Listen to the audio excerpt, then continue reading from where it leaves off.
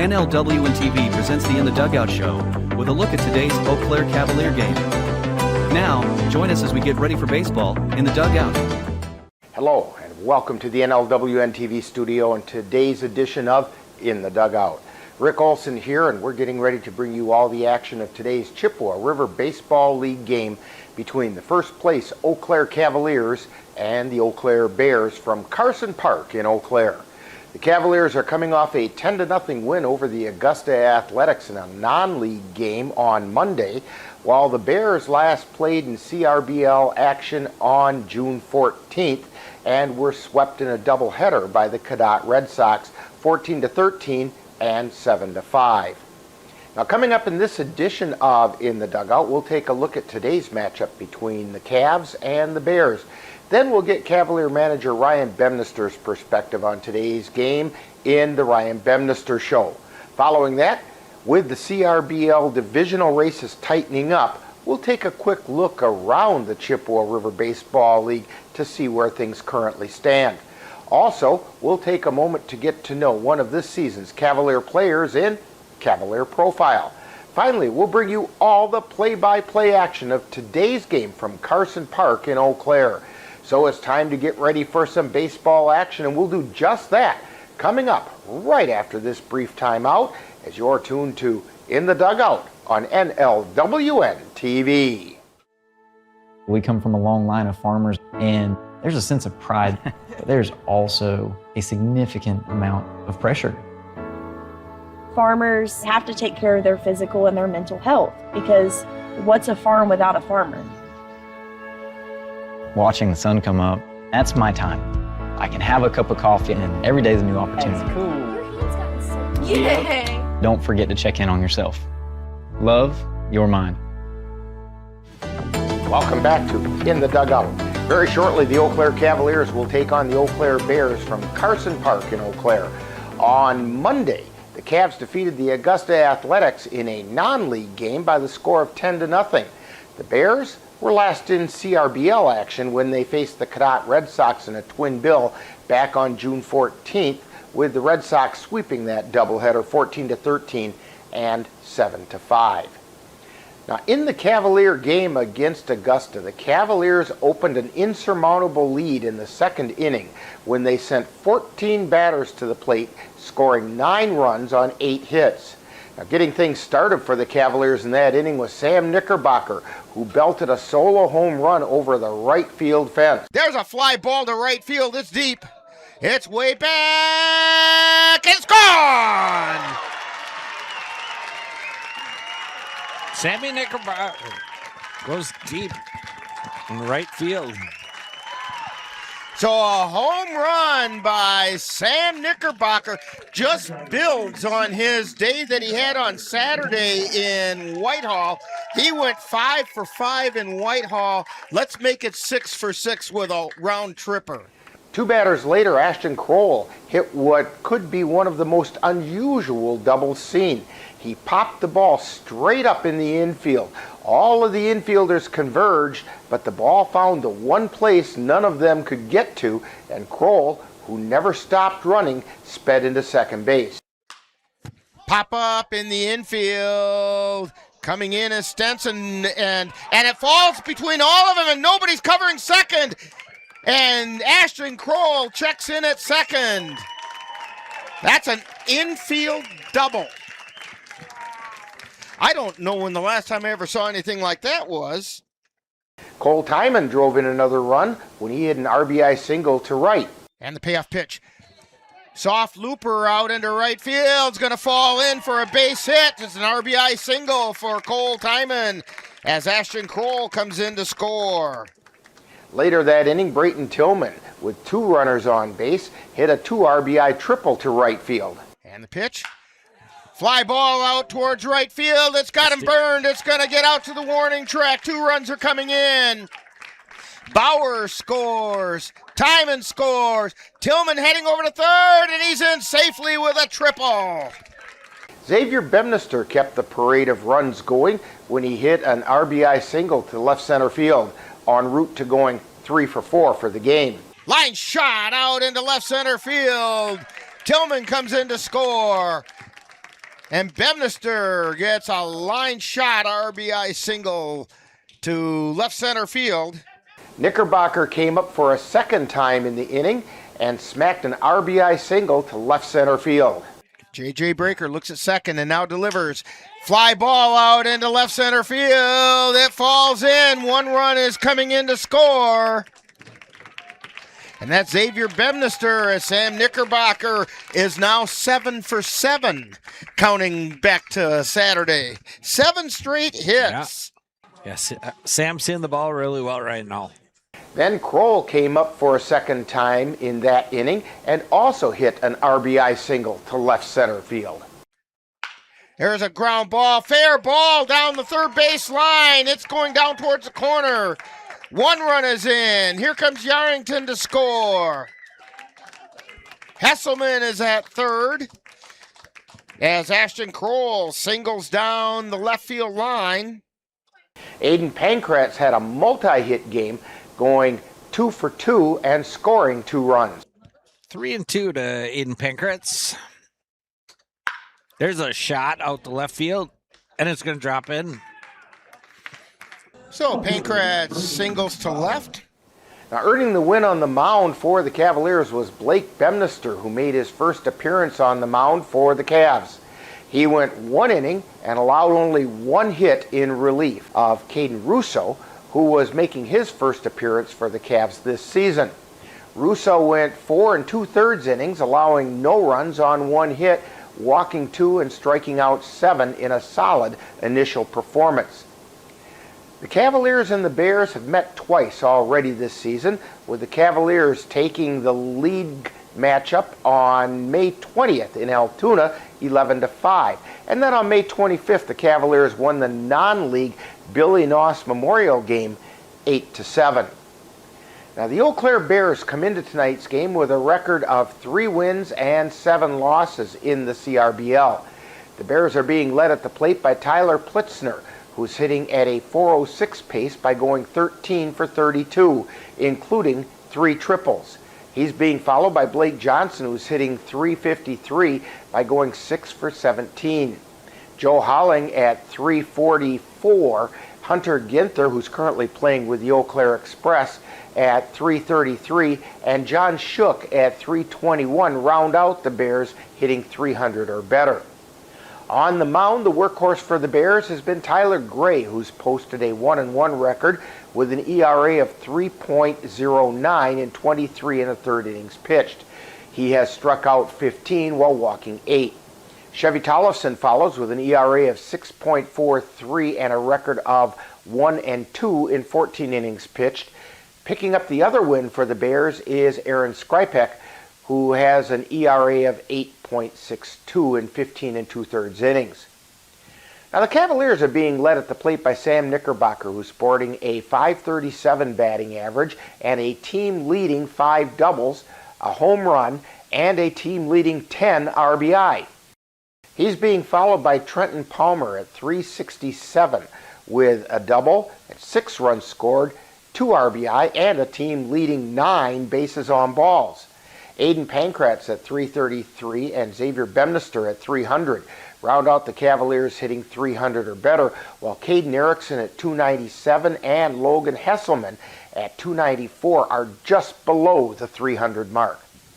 On the mound, the Cavaliers are being led by Andrew Milner, who has a 4-0 record, along with a save in 28 1/3 innings pitched, compiling an ERA of 0.95 with 32 strikeouts and a whip of 0.99. Ladell Torres has a 1.13 ERA in 8 innings pitched and has picked up a save. Mason Yarrington has 2 wins and no losses with an ERA of 2.20 in 16 1/3 innings pitched, while Eli Rathke has accounted for 2 wins and 2 losses with a 3.78 ERA in 16 2/3 innings. Blake Bemnister has also picked up a win for the Cavaliers, and James Schutte has earned a save. Now coming up next, following this timeout, we'll get manager Ryan Bemnister's perspective as we chat with him on The Ryan Bemnister Show. You're tuned to In the Dugout on NLWN-TV. I don't remember how it started. Throw it to Dad. Our back and forth. It always came back. Dad! You probably don't remember what you told me, That was perfect. but I heard every word.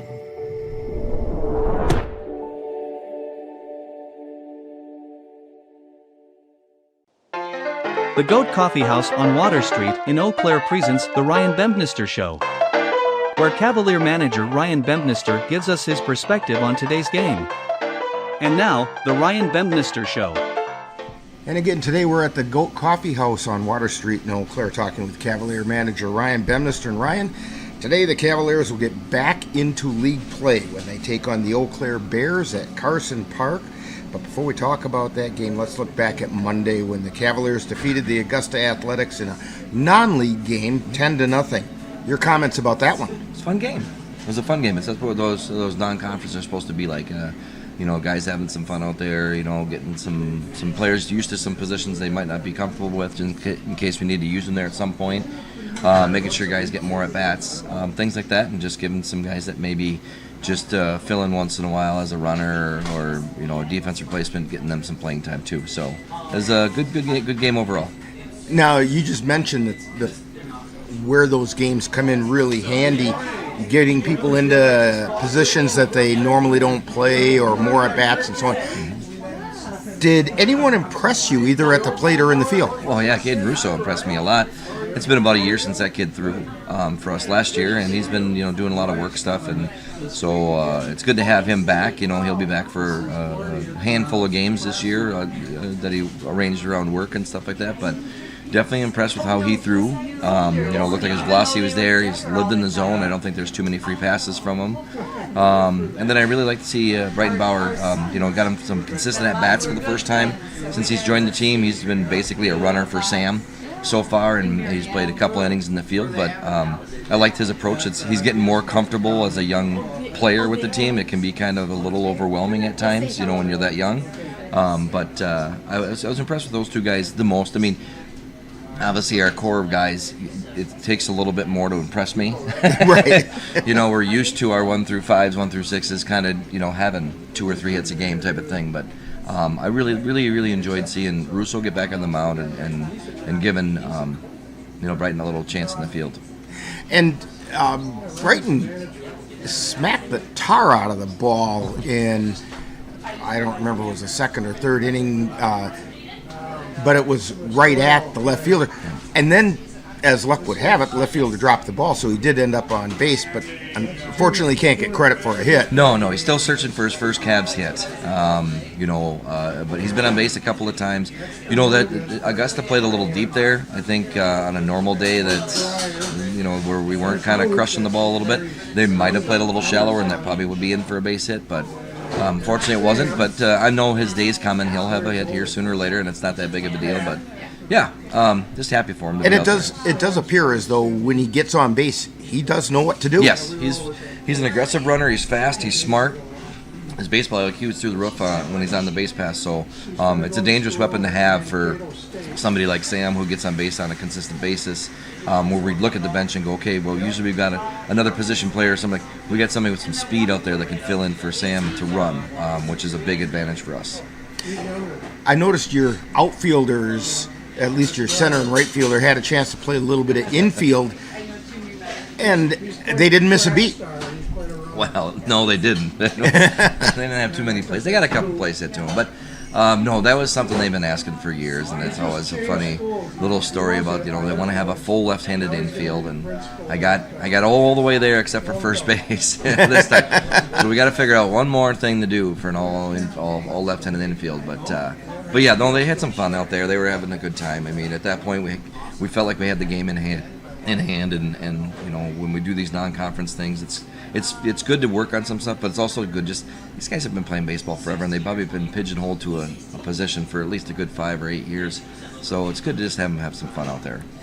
And of course, we'd be really amiss if we didn't talk about Blake's stellar performance on the mound.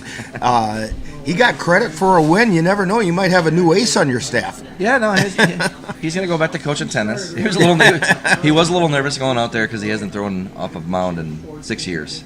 And Shooty went out there with him in the bullpen and just told him to relax. He goes, all you got to do is throw it into Sam's mitt. And that was Sam's advice when we went out there and took Russo out, put Blake in. They didn't even talk about signs like they normally do. He just looked at Blake. He was just, throw it to me, you'll be fine. And that's what he did, and he was able to get 3 outs for us, 1 in that inning and then 2 in the next inning, and then he gave up a base hit, and then he hit a guy, and we thought, that's enough. He did a good job. Let's get him off there, but yeah, I was really happy for him. And he was in at the right time, so he gets credit for the win. Yeah. And, and unfortunately, that's one that Russo deserves, so, I'm going to tip my hat to Blake for the win for the Cavs, but that's a Russo win, and that's, that's what we wanted from him that day, so, and it was kind of the plan, and to give Mason a bullpen session, Shooty a bullpen session, those guys, because we got a lot of games coming up here between today and Monday. So, yeah, it was a nice win, a nice bullpen day for my guys. Now, today the Cavaliers do take on their crosstown rival, the Eau Claire Bears, who the Cavs have already defeated twice earlier this season. What should we look for that might be different?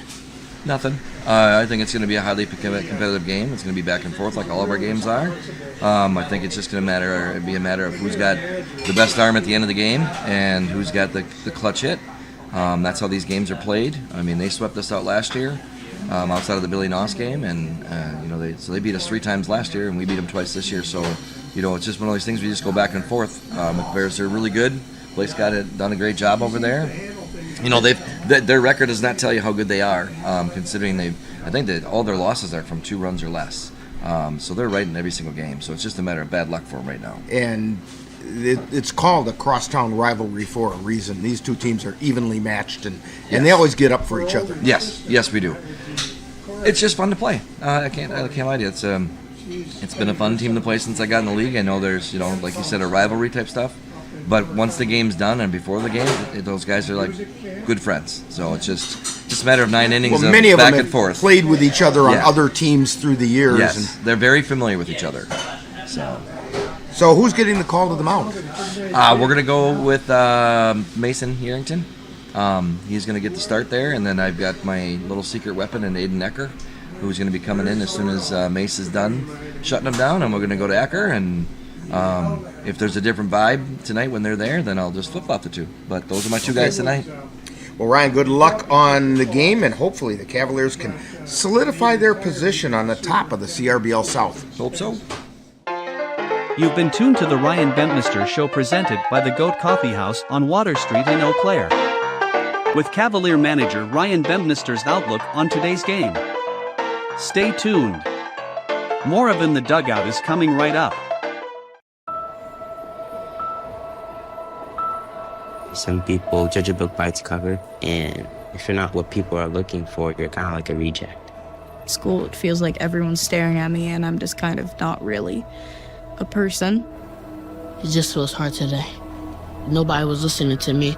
Try to understand me more, and I'll try to do the same. Listening is a form of love. Find ways to support your kids at soundidouttogether.org. Welcome back to In the Dugout, as we're getting ready to bring you all the action of today's Chippewa River Baseball League battle from Carson Park between the Eau Claire Cavaliers and the Eau Claire Bears. Now, on Monday, there were no CRBL League games scheduled. However, there was a non-league game with the Augusta Athletics headed to Eau Claire to take on the Eau Claire Cavaliers, with the Cavaliers coming away as 10-1 winners. Therefore, the Chippewa River Baseball League standings are unchanged. In the South Division, the Eau Claire Cavaliers have climbed into a tie for the lead with the Osseo Merchants at 6-3. They're being followed by the 6-6 Whitehall Whitetails and the 5-5 Beef River Bullfrogs, with each team only a game and a half out of first. Fifth place finds the 3-7 Eau Claire Bears, while in sixth are the Augusta Athletics. In the North Division, first place belongs to the 11-2 Tilden Tigers, who are followed by the 8-2 Cadott Red Sox, who are a game and a half off the pace. In third place are the Chippewa Falls Lumberjacks at 6-4 and 3.5 games out, while the Jim Falls Sturgeons are in fourth, also 3.5 games out at 7-5. The Bloomer Woodticks hold down 5th place. Now today, the Chippewa River Baseball League has 4 games scheduled, which include the Cavaliers hosting the Eau Claire Bears at Carson Park, and the Jim Falls Sturgeons will journey over to the Cadott High School baseball field to take on the Cadott Red Sox. It will be the Osseo Merchants welcoming the Augusta Athletics to John Soine Field in Osseo, while the Bloomer Woodticks will face the Tilden Tigers at Casper Park in Chippewa Falls. Coming up next, following this timeout, we'll get to know one of this season's Cavalier players on Cavalier Profile. You're tuned to In the Dugout on NLWN-TV. I'm a United States Marine. When I came home, I became angry. I had migraines and respiratory issues. I served in the Army. There's a lot more people out there that have gone through more things. I shouldn't go and get those benefits because they had it worse. If you could say anything to that veteran, what would you say? Every veteran is deserving the benefits they earned by serving our country. You deserve because you serve. If you're struggling with life after service, don't wait, reach out. Time now to get to know a Cavalier player on Cavalier Profile. We'll get to know a little better who plays on this year's Eau Claire Cavalier baseball team. And now, Cavalier Profile.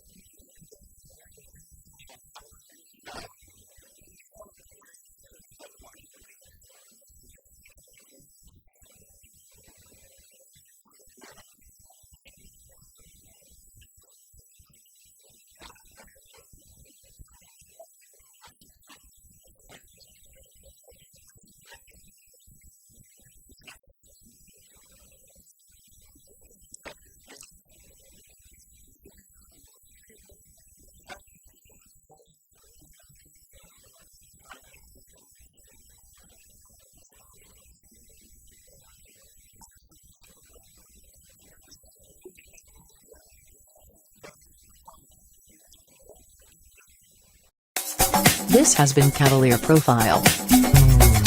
where we get to know a little better who plays on the Cavalier baseball team. Stay tuned, more in the dugout coming right up.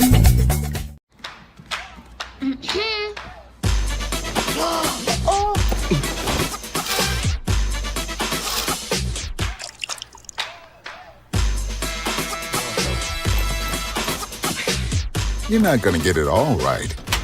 Just make sure you nail the big stuff. Mama! Like making sure your kids are in the right seat for their age and size. Get it right at nhtsa.gov/the-right-seat. Welcome back to In the Dugout. Today the Cavaliers will take on the Eau Claire Bears in a CRBL matchup from Carson Park in Eau Claire. Today's game gives the Cavaliers an opportunity to better solidify their hold on the top spot in the CRBL South, as well as sweep the regular season series with the Bears. So we have exciting baseball coming your way, and we'll have all the action of today's game for you right here on NLWN-TV. Now in just a moment, I'll join our broadcast crew in the Marine Credit Union broadcast facility at Carson Park as we get ready for today's Chippewa River Baseball League game between the Eau Claire Cavaliers and the Eau Claire Bears. That's coming up next. You've been tuned to In the Dugout on NLWN-TV.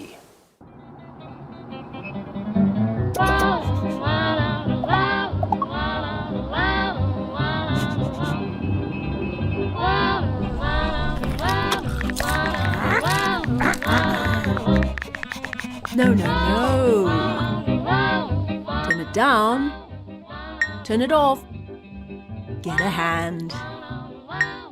Lose the bells and whistles. Drive without distractions. You've been watching the In the Dugout show with a look at today's Eau Claire Cavalier game. Stay tuned. Coming up next is live Eau Claire Cavalier baseball. When tech goes on the fritz and frustration kicks in, Sladen's technology where you trust he can. From nowhere to backups, we've got what you need. Call us up, we'll plant the seed. Sladen's on the way, your heroes in disguise. For businesses large and small, we're the ultimate prize. 715-864-2833, get the IT help you desire. Call 715-864-2833 today.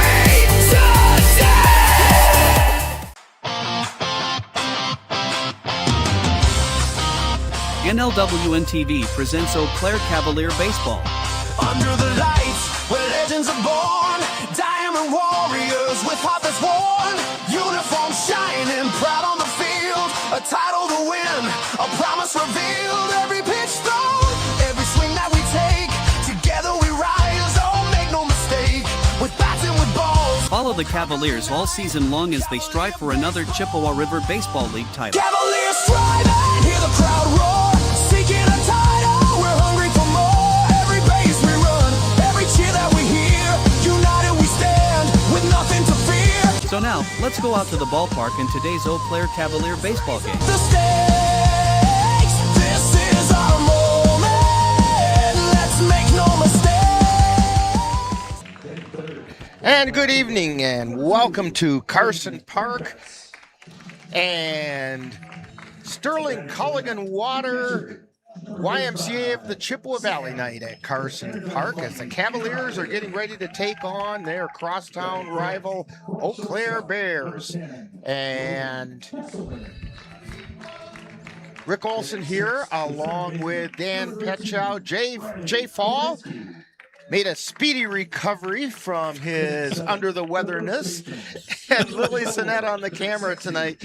And we're getting ready to bring you all the action of tonight's game. Jay, since we have a moment until they get to the national anthem, why don't you tell us who's playing tonight? Well, we'll start with the visiting Eau Claire Bears, visiting from Altoona. Ryan Flock leads off for them. They play, he is the catcher, wears number 2. Batting second is Lance Lettner, the left fielder, number 12. Third batter is Tyler Plitzner, the shortstop, number 23. Cleanup position for the Bears, Jim Till plays second, wears 28. Fifth batter is Mason Brusewitz. He is the first baseman, number 15. Sixth position position, Joe Halling, he's the extra hitter, wears number 44. Josh Halling is the 7th batter, number 5. He's playing out in center field. Brett Williams is the 3rd baseman, number 4, in the 8th position. Blake Johnson is the designated hitter, number 18, in the 9th position. And Levante Bean is the right fielder, number 25. By Miss Krista Rogers.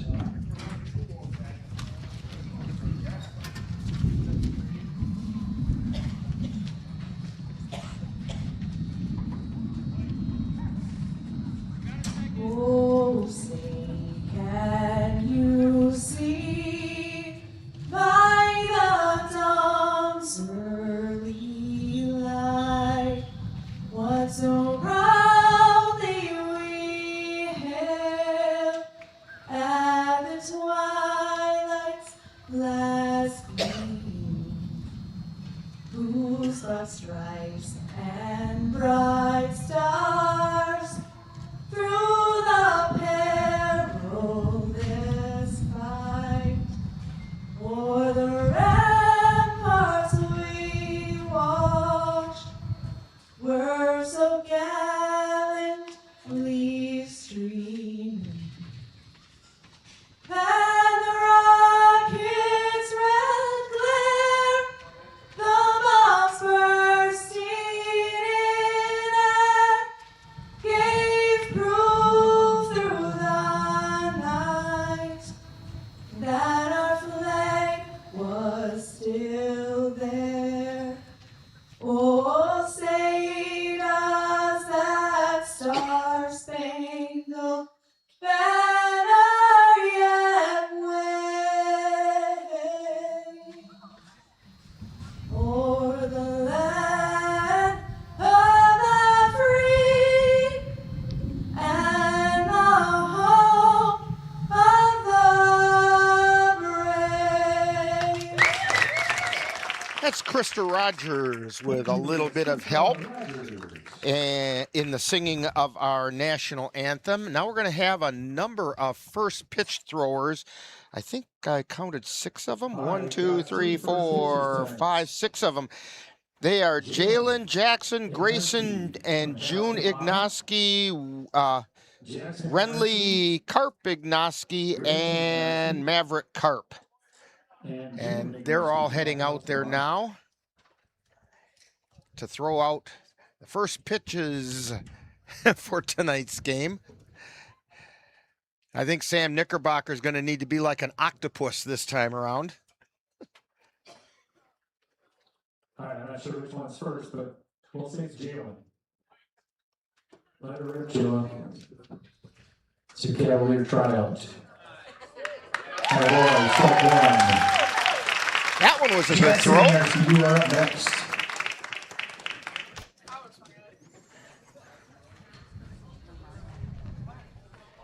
Jalen set the bar high. All right, Jackson, let her rip. This is Jalen. Nice strong throw.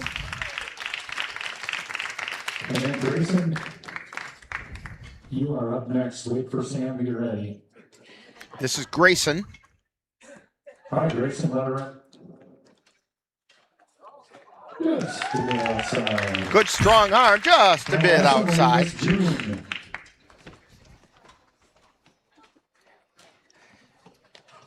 June looks like she played a lot of ball. This is June.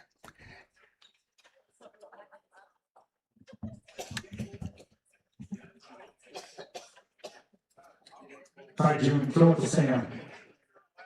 Hey, there we go. Nice throw by June. Thank you, Rescue Family, Jalen, Jackson, Grayson, and June for throwing out first pitch tonight. No, let's send it down to Craig. And now we're going to send it down to the field. Take it away, Craig. Craig Munson. Thank you very much. Thanks, everyone, for coming out tonight. Thank you, Sterling Culligan, for sponsoring tonight and for coming out for YMCA night. And I have a guest speaker that just wants to talk 10 seconds about the Y in camp.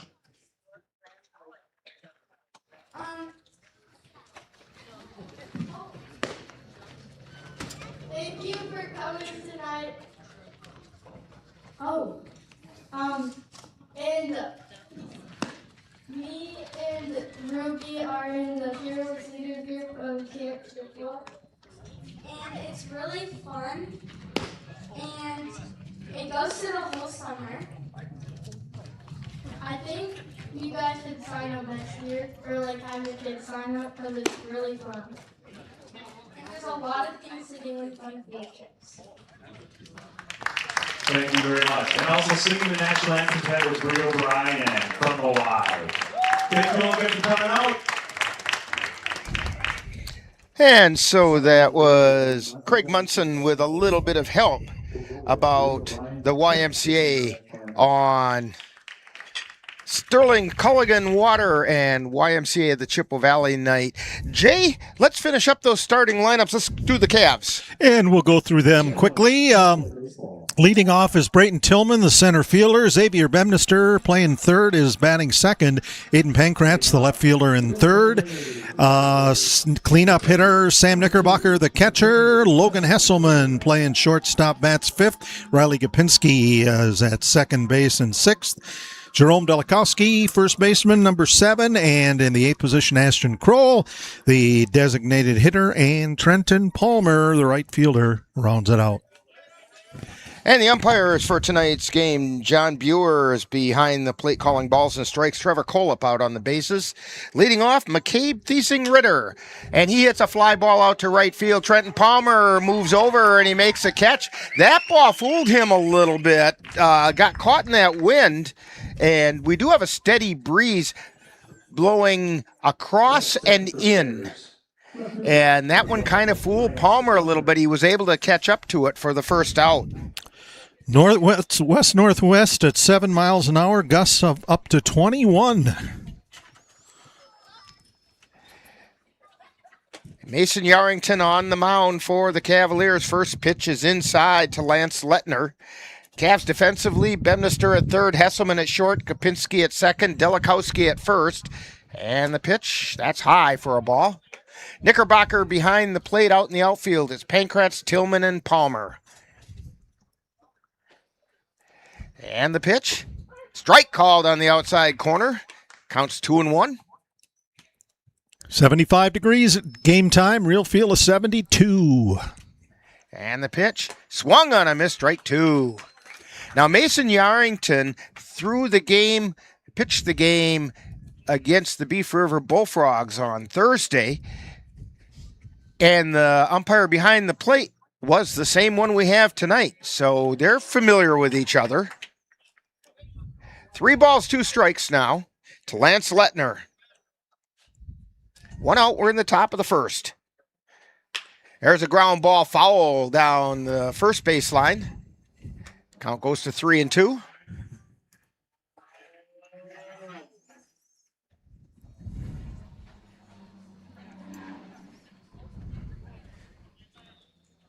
Yarrington delivers, and that just missed inside. And Lettner draws a walk. It's going to bring up Tyler Plitzner. Plitzner batting .406. Tyler Plitzner.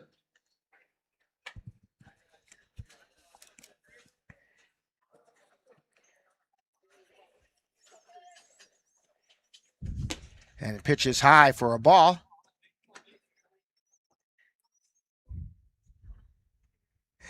Knickerbocker kind of expecting maybe something out of Lettner at first. He takes his lead. And the pitch. Pop up into shallow left field. Hesselman moves over. He's under it and makes a catch.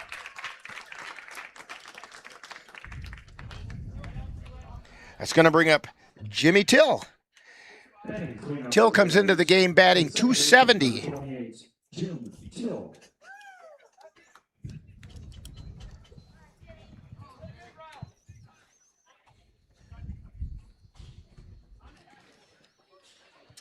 Two outs. Runner goes. Throw down to second. And not able to hang on to it was Hesselman. Good throw that time by Knickerbocker. And as Hesselman tried to put on the sweep tag, the ball didn't sweep with the glove. Hate it when that happens. Got to go together. That's dumb. Dan goes, that's a dumb rule. There's a fly ball out into center field. Tillman's under it, and he makes a catch.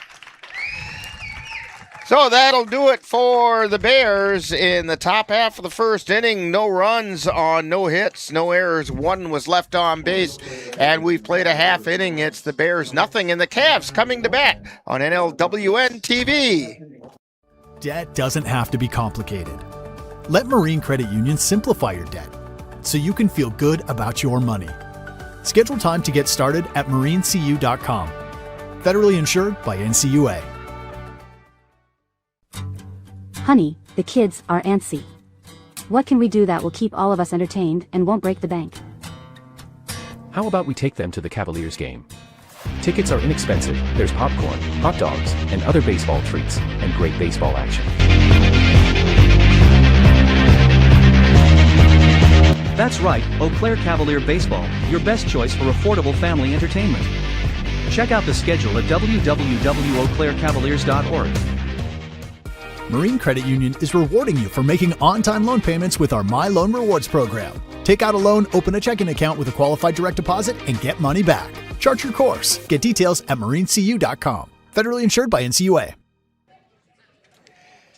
And welcome back to the Marine Credit Union broadcast facility here at Carson Park, as we're bringing you the Cavaliers taking on the Eau Claire Bears. Cavs come into the game with a 9-4 overall record. They're 6-3 in the CRBL, tied for first place in the South Division. The Bears have been struggling in the CRBL a little bit this year. They are 3-7. They're the defending CRBL champions, but they're having a tough time this year. Cavs and the Bears have already met twice this year, once in the regular league game, which the Cavs won, and then in the Billy Noss Memorial game. Cavs won that league game, I think it was like 11-5, and then the Billy Noss Memorial game, the Cavs won that one 8-7. Pretty exciting game that day. So, stepping up to the plate to get things started for the Cavs, Brayton Tillman. Tillman comes into the game batting .275.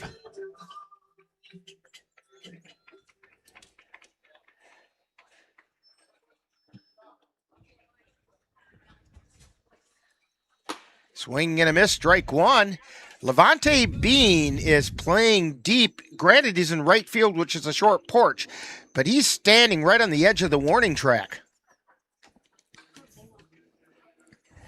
And the pitch, that's outside for a ball. Tyler Gray on the mound for the Bears. Gray comes into the game with a 1-1 record, 3.09 earned run average in 23 1/3 innings pitched. He's got 15 strikeouts. Swing and a miss, strike two.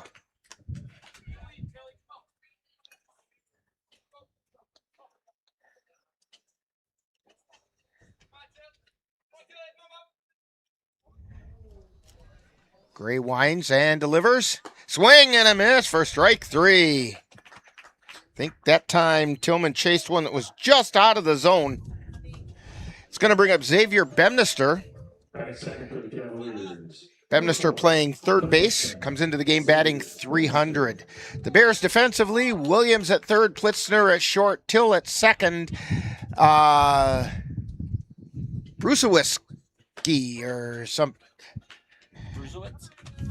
Yeah, I think Bruzewitz, there we go, as at first base. And then we have Thiesing Ritter behind the plate. There's a foul ball off the right side. Out in the outfield, it's Lettner, Josh Holling, and Levante Bean.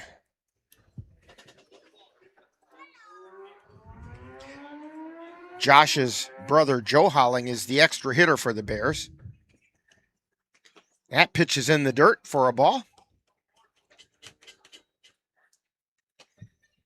1 ball and 2 strikes to Xavier Bemnister. Cavs a little bit short-handed tonight. I think they have 11 players total.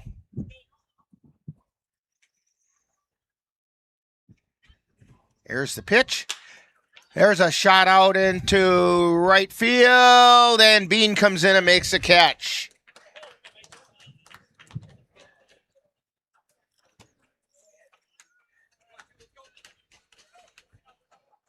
Batting third, number 2, left fielder. That's going to bring Aiden Pankratz batting .333.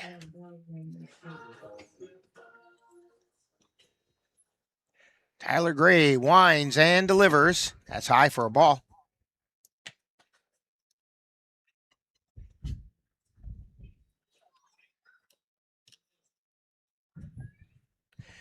And the pitch. There's a hard ground ball over to third. Picked up by Williams. Throw to first is in time. Nice play that time by Williams over at third. And the Cavs go down in order. No runs, no hits, no errors, nobody left on base. We've played one, and we have no score from Carson Park on NLWN-TV. The Eau Claire Cavaliers would like to take veterans out to the ball game. That's right. As a thank you for your service, any veteran of the United States military can receive a lifetime pass for free admission to all Cavalier home games. Just come to Carson Park with your veteran identification, and the Cavaliers will issue you a free lifetime pass to all Cavalier home games. That's just the Cavaliers' way of saying thank you for your service. Auto Vision Center in Eau Claire, your source for auto glass repair and replacement. Their quality work comes complete with a lifetime warranty on workmanship. When it comes to windshield repair and replacement, Auto Vision Center provides mobile auto glass services with free estimates. So if your windshield needs help, call Auto Vision Center today. That's Auto Vision Center at 1631 North Claremont in Eau Claire. Call 715-834-5277. We go to the top of the second inning and due up for the Eau Claire Bears. Mason Brusewitz, Joe Holling, and Josh Holling. Leading off at the top of the second for the Eau Claire Bears, the first baseman, number 15, Mason Brusewitz. Mason Brusewitz steps to the plate. He's batting .333. That's pretty limited at bats. He's 1 for 3 on the season. Follows that one back into the screen.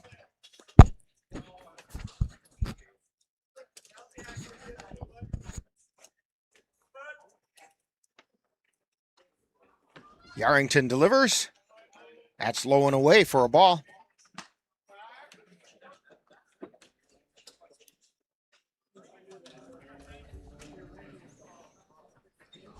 And the 1-1. High and inside.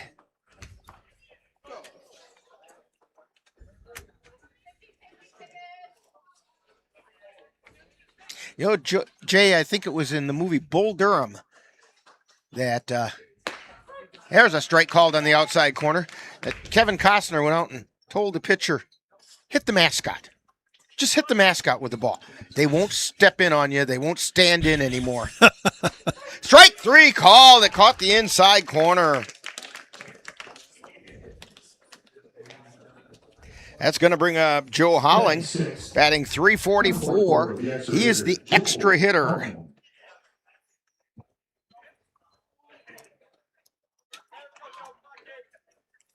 Holling is 11 for 32 on the season. And that's a strike called.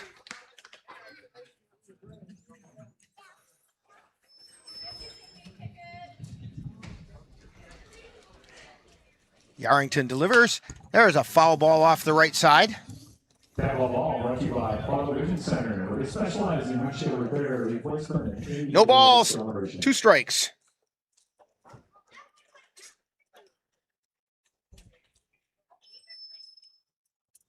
Yarrington fires. That's down low.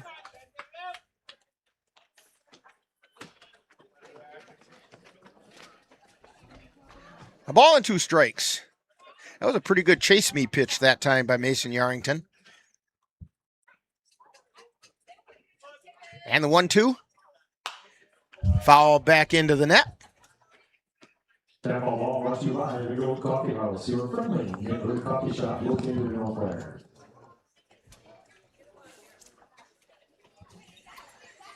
One ball and two strikes. And that one got him on the first number 4.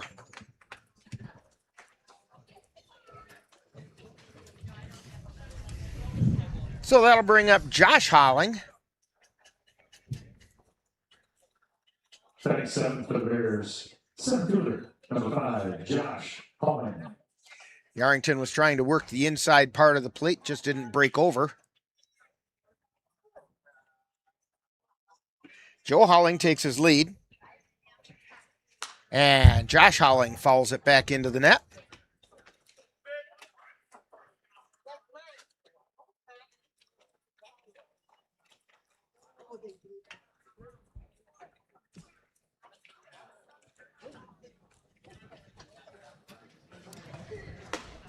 And that pitch just missed outside. 1 ball, 1 strike.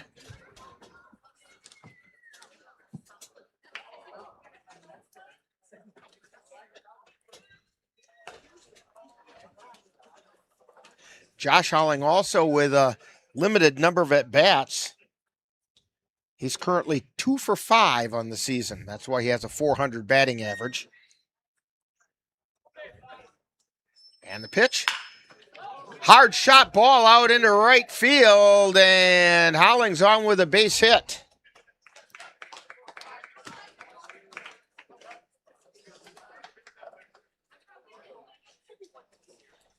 That'll bring up Brett Williams.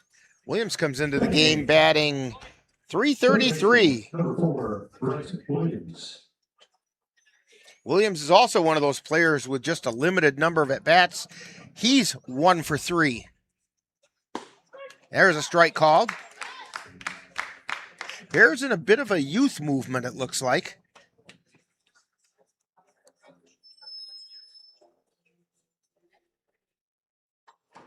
And the pitch. That one missed inside. 2 on, 1 out. And the pitch. There's a fly ball out towards center field. Tillman racing over. He makes the catch. Good range that time by Brayton Tillman.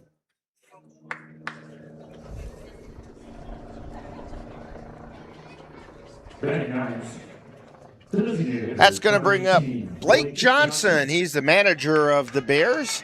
He's also the designated hitter tonight, and he's also batting .353. And there's a strike on the outside third of the plate.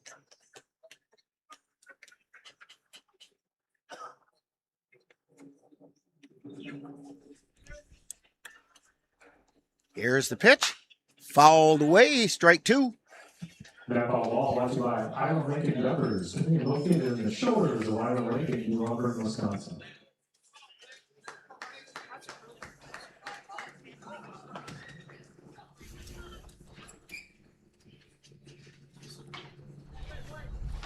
And the pitch. That's outside. A ball and 2 strikes. Again, it was a chase me pitch. Yarrington looks and delivers. That one in the dirt. 2 balls, 2 strikes.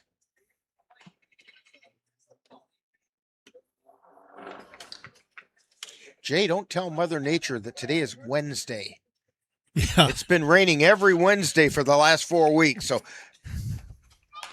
that's fouled away. Blake Johnson doing a good job of guarding the plate that time. Yeah, we've kept that on the down low so far, so... We've had some scattered showers in the vicinity, but nothing to mess up this game. Knock on wood. Or for Micah or whatever this is. Ground ball back up the middle. Picked up by Gopinski, makes the tag. So Johnson's on a fielder's choice for unassisted. And we have played an inning and a half. It's the Bears nothing, Cavaliers nothing on NLWN-TV.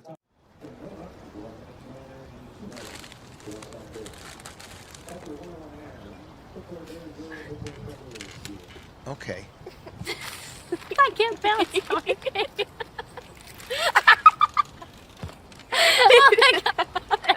Wait, look. Wait, look at me.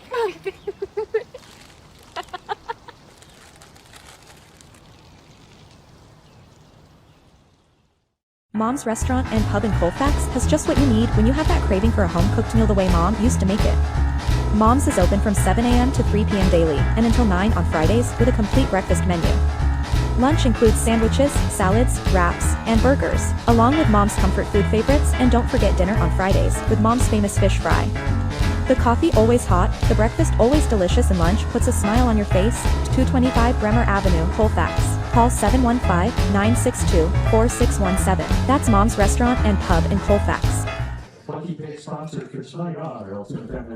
So we go to the bottom of the second inning and do up for the Cavaliers, Sam Knickerbocker, Logan Hesselman, and Riley Gopinski. Jay, I was just mentioning to you when we were away for that break, it'll be interesting to see what the Bears do with Logan Hesselman. The last 2 games, Hesselman has been a real thorn in their side, including a home run. And they've intentionally given him a free pass both games. So it'll be interesting to see if they end up doing something like that again. Yeah, we'll see if he has a three-peat here, or they give him a three-peat. Meanwhile, up steps Sam Knickerbocker. Sam's leading the team in hitting, batting .537.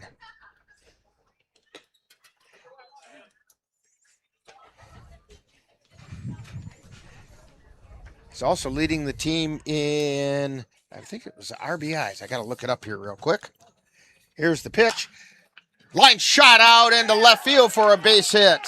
And Knickerbocker's hot streak continues. Yeah, Sam is leading the team in RBIs with 10 on the season. So here comes Logan Hesselman. He's playing shortstop today.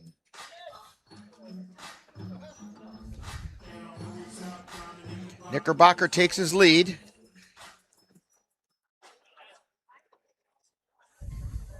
And the pitch. Swung on a missed.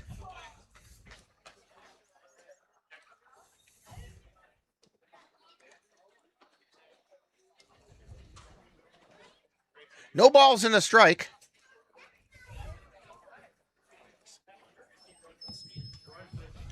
Throw back over to first, and Knickerbocker's back.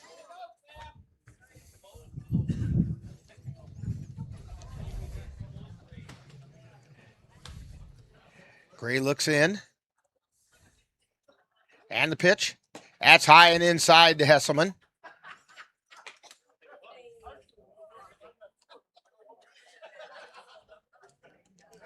I don't know, maybe Hesselman needed a shave anyway today.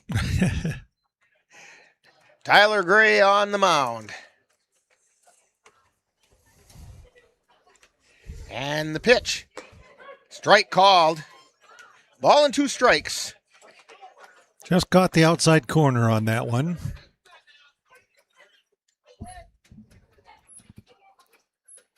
Knickerbocker with a pretty good lead at first.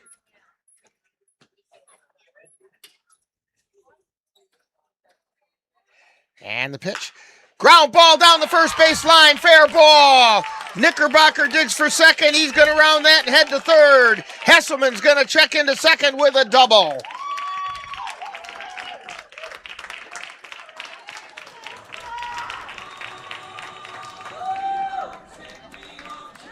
So again, Logan Hesselman is a thorn in the side of the Eau Claire Bears. It's going to bring up Riley Gopinski, comes into the game batting .167.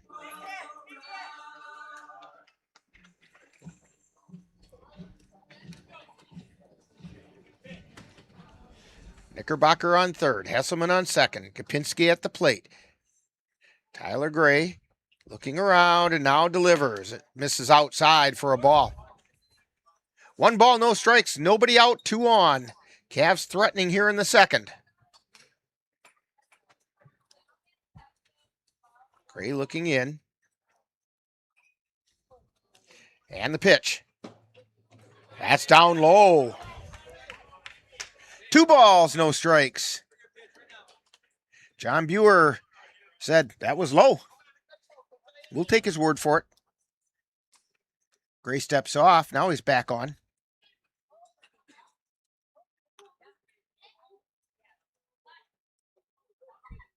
And the 2-0 pitch.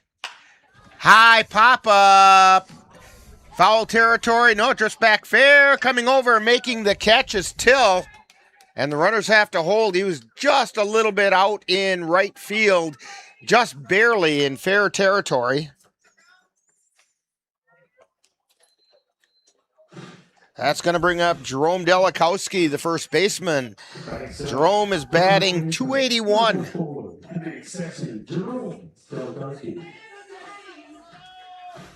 1 away. 2 runners on.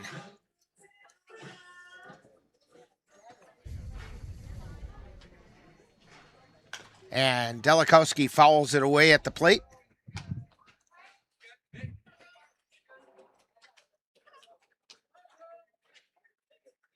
No balls and a strike.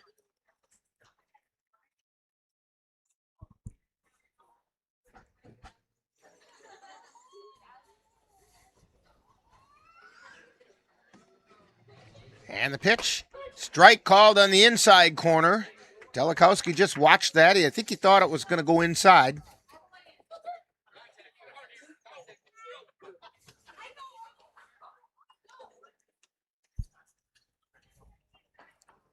Gray at the belt. And the 0-2 pitch down in the dirt. Knickerbocker was ready if that ball had gotten past Thiesing Ritter behind the plate because it was down in the dirt.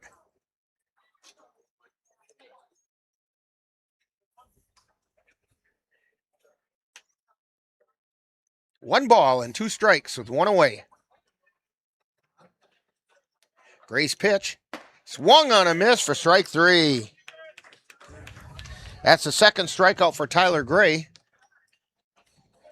It's going to bring up the designated hitter, Ashton Kroll.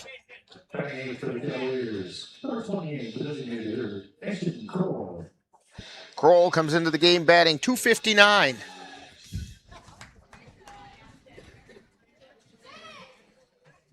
And there's a curveball broke right over the middle of the plate.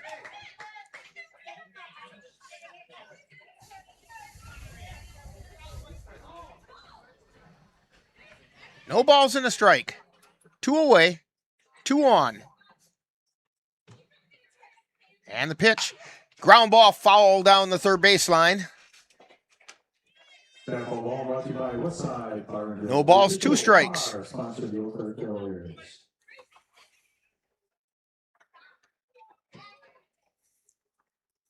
Hesselman at second. Knickerbocker at third. Kroll at the plate. Gray delivers high and away for a ball.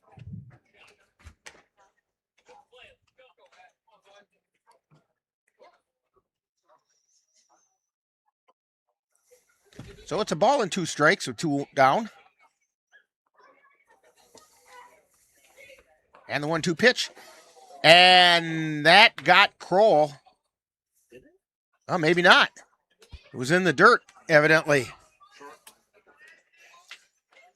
It might have got him on the bounce, but that doesn't count.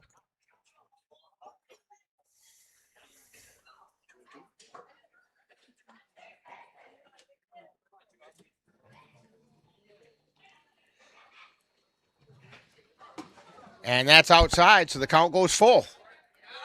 3 balls, 2 strikes.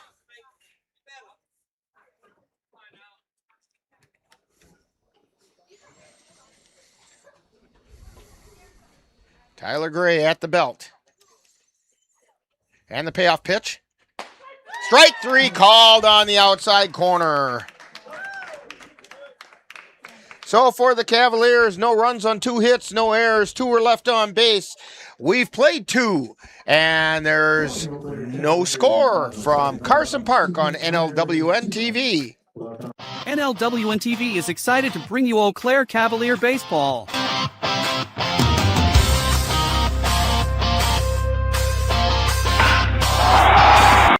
Our next game will be on Saturday, June 27th, when the Cavaliers take on the Bloomer Woodticks in a doubleheader from Carson Park in Eau Claire, Wisconsin. Coverage on NLWN-TV begins with the In the Dugout show at 12 p.m. That's Cavalier Baseball on Saturday, June 27th on NLWN-TV. Get in touch with the roots of the Chippewa Valley at the Chippewa Valley Museum, located in Eau Claire's Carson Park, with a mission of connecting people to their community and inspire curiosity. From reinventing the Chippewa Valley, a century of change in farm life, the Farmhouse Theater, along with the Wisconsin Logging Museum and Logging Camp. Also, the Chippewa Valley Museum features special temporary exhibits and traveling exhibits, as well as web exhibits. The Chippewa Valley Museum is open Tuesdays through Saturdays. Call for more information at 715-834-7871. The Chippewa Valley Museum will be open on July 4th, free of charge, so you can visit the U.S. at 2:50 on the 250th anniversary of the Declaration of Independence.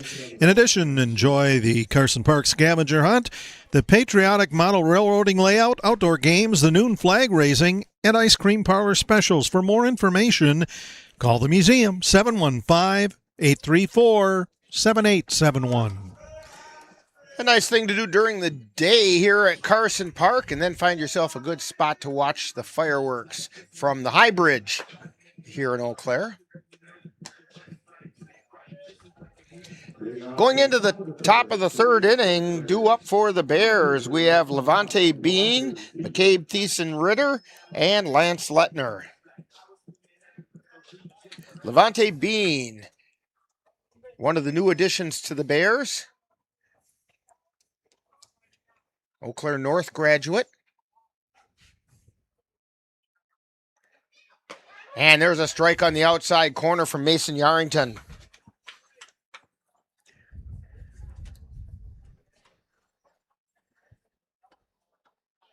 And the pitch, that's outside. A ball and a strike.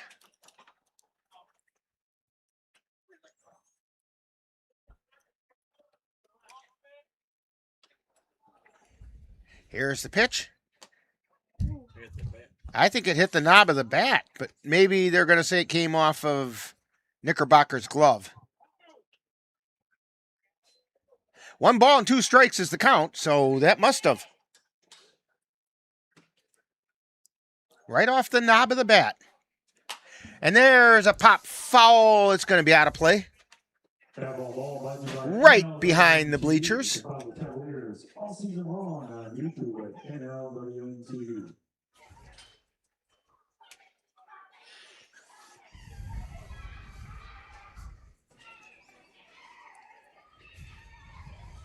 Here's the pitch. Line shot over to second base and caught by Gopinski. 1 away.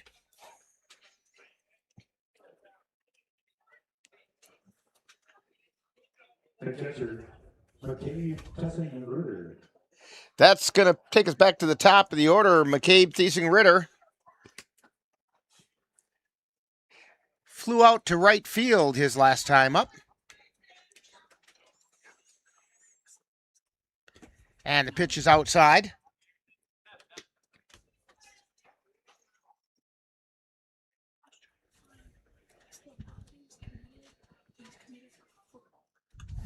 And the pitch, that's a little bit behind him.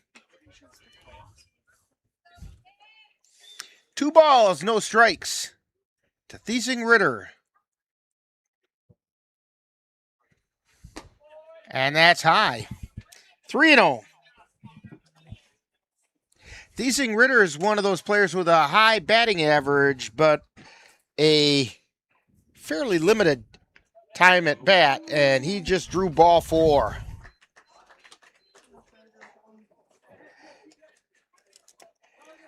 That's going to bring up Lance Lettner, who in his last appearance drew a walk.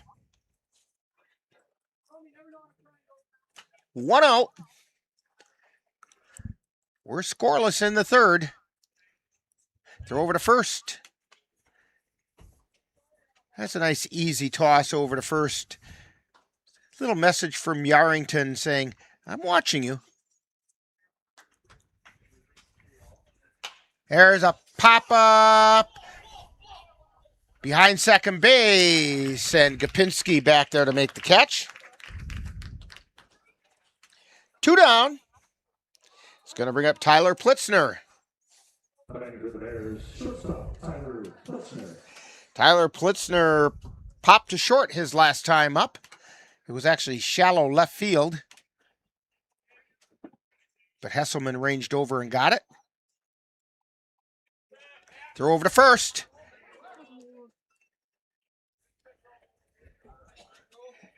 Delikowski did a good job of hanging on to that one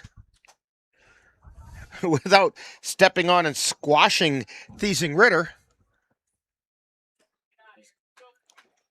And throw it down to first. And, oh, they thought they got him. That was really close. But Trevor Kolop said, nope, he got under the tag. Knickerbocker put a throw right on the money that time. Thiesing Ritter with his lead. He takes off. Throw down to second. And they got him that time. Oh, they say safe. He lost the ball. The ball was buried underneath the runner. And Gopinski couldn't show it in his glove. So give Thiesing Ritter a stolen base. And the count is 2-0 to Tyler Plitzner.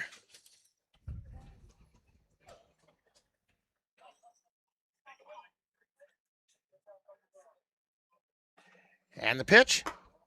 That's high for a ball. 3 balls, no strikes.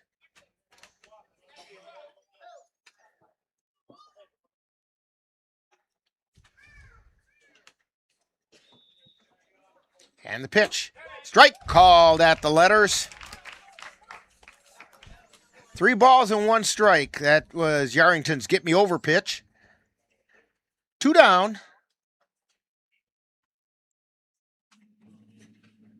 And the pitch. Ground ball over to third.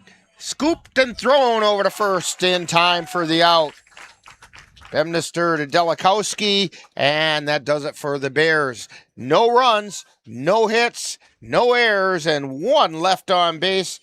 We've played 2.5, and we're still scoreless at Carson Park on NLWN-TV. Sunset House Motel and RV Park in Port Mansfield, Texas, is your destination for your next fishing or hunting adventure. With 20 rooms available including condos and RV spots, Sunset House Motel and RV Park is the place where outdoor sports people stay when they're looking for fishing and hunting adventure. Sunset House Motel and RV Park is located only a few blocks from the dock and is within walking distance to all the local restaurants. Call them at 956-944-2182 to book your stay. That's Sunset House Motel and RV Park in Fort Mansfield, Texas. Midwest Environmental Consultants, your partner and guide. From soil testing to landscapes, they cover it all. Lawn care and beauty, they're ready to call. With expertise in the ground, they'll analyze what's there. Call 608-468-2067 and let's get started. You deserve the best. And we're back here for the bottom of the 3rd inning. Due up for the Cavaliers. We have Trenton Palmer and then Brayton Tillman and Xavier Bemnister.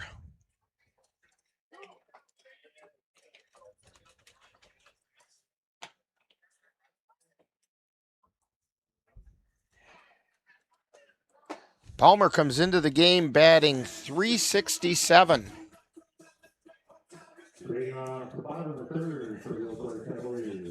But he's also leading the team in walks.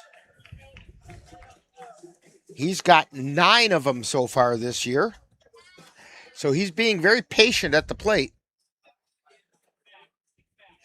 And this is why they call him a second leadoff hitter. He's going to try and set the table with first pitch is a called strike on the outside third.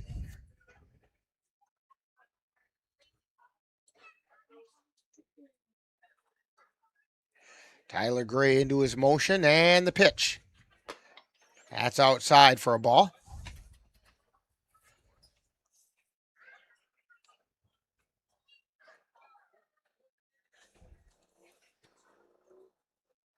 Here's the 1-1 pitch. That's outside for ball 2.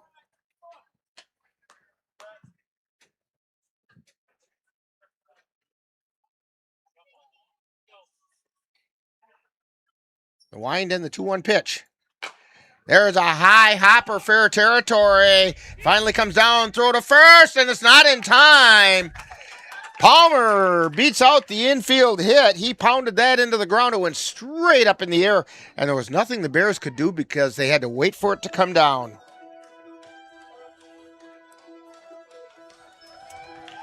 So, Trenton Palmer at first, Brayton Tillman coming to the plate. Tillman struck out his first time up.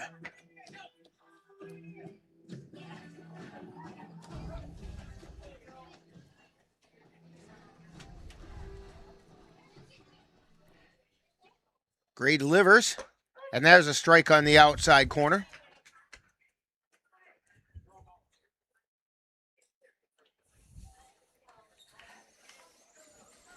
Cavs have probably more left-handers in their lineup this year than I've seen in quite a while.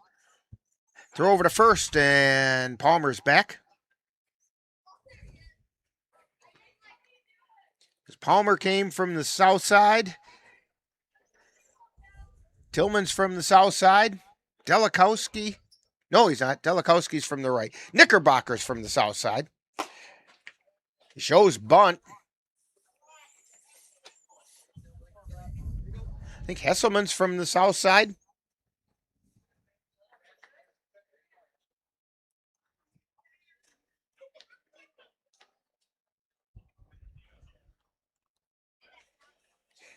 Throw over to first. Palmer's back. 1 ball and 1 strike to Brayton Tillman.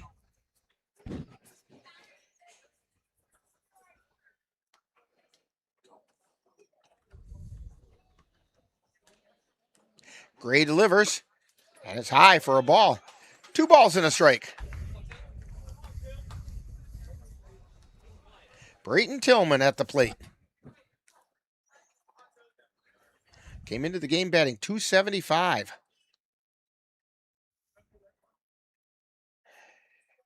And hit one right back towards us. That didn't miss us by much. Well, it had the whole roof, It was about 4 feet over our heads, which just barely cleared the roof. And it was my head it was right over. So you got the best view. Yes, and it was a Spalding. Throw over to first and back in is Palmer. All the laces intact and everything? There was one that was frayed. Okay. 2 balls and 2 strikes to Brayton Tillman. Swing and a miss for strike 3. So 1 out. It's going to bring up Xavier Bemnister, who flew out to center field his last time up. Xavier Bemnister.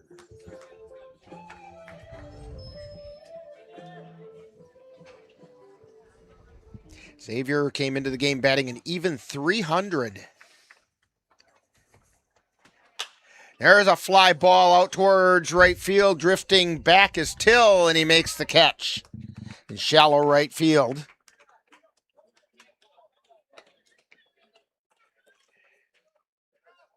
So with 2 down, it's going to bring up Aiden Pankratz, who grounded to third. Aiden Pankratz.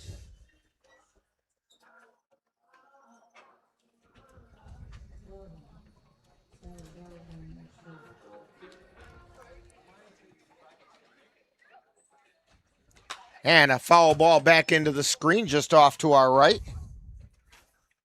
That foul ball brought to you by Podium Sports, located 3015 East Hamilton, North Claire.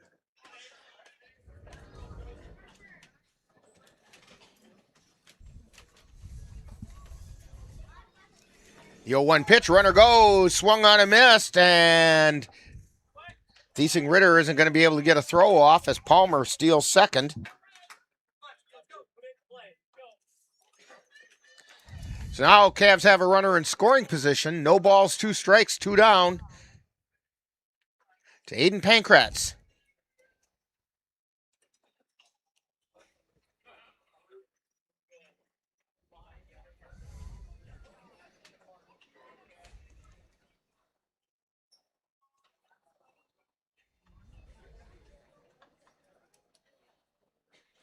Gray at the belt. And he delivers the 0-2 pitch. Swung on a miss for strike 3. Dropped by the catcher. Throw down to first in time for the out. So for the Cavaliers, they get no runs, 1 hit, no errors, 1 left on base. We've played 3, and we still have no score on NLWN-TV. NLWN-2 invites you to join us in our time machine and journey back to the 1860s for some vintage baseball with the Menominee Blue Caps. Our next broadcast will be on Monday, August 17th, as the Blue Caps will take on the Rum River Rovers, the Sand Creek Nine, and the St. Croix Steps from an old-fashioned county fair in Cameron, Wisconsin. Coverage begins at 7 p.m. That's Vintage Baseball, Monday, August 17th on NLWN-2. Hate is loud. It gets clicks. It gets attention. Hate, however, is actually quite small. But love. Love is the majority. Love fills our hearts, our lives, our everyday.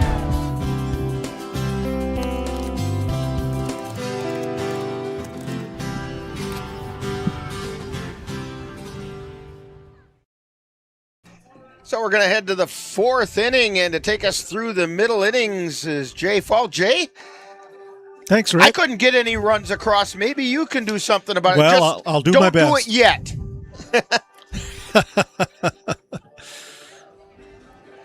So heading out to the batter's box, Jim Till, the second baseman for the Bears. He'll be followed by Mason Brusowitz and Joe Halling. No runs for either team, no errors for either team. Bears have 1 hit. Cavaliers have 3. Mason Yarrington on the hill for the Cavs. And the first pitch, a strike right down the middle. And Till flew out to center field the last time he was up in the first inning. It retired the side. The delivery, that one a bit low. 1 ball, 1 strike. I don't think that missed by very much. No. And Yarrington delivers that one up high for ball 2. 2 balls, 1 strike. First batter for the Bears here in the 4th inning. And he got his swing checked. And ball 3. Yeah, they appealed down to first, and Trevor Kolop said he did not go. I think I'd kind of agree with him on that. Yeah. Yarrington delivers that pitch right down the middle for strike 2. Full count, 3 balls, 2 strikes. Nobody down for the Bears. And the payoff pitch inside, and a walk for Jim Till. That brings up first baseman Mason Brusowitz, and he struck out looking in the 2nd inning in his only time up. That was the 3rd walk given up by Mason Yarrington, plus a batter hit by the pitch. Showing bunt out in front of Yarrington. The throw over to first, and it gets by Delikowski. Heading for third is Till, and they hold him up there. That's going to be an error probably on Delikowski because, yes, it went under. He should have caught that. He should have been able to at least trap it. He had plenty of time. So Joe Halling, the extra hitter, in the 6th position for the Bears, now up. Runners on the corners for the Bears. And that one catches the outside corner for strike 1. No balls, 1 strike. Bears with no outs yet. Yarrington delivers that pitch. Hits solidly out to left field, and it is fielded, and the throw comes in, and Pankratz's, although throw was accurate, didn't get here in time, and the Bears are on the scoreboard. Now, Jay, I told you to get some runs, but yeah, it was not supposed to be. You were supposed to wait a half an inning. Well, I went right to work.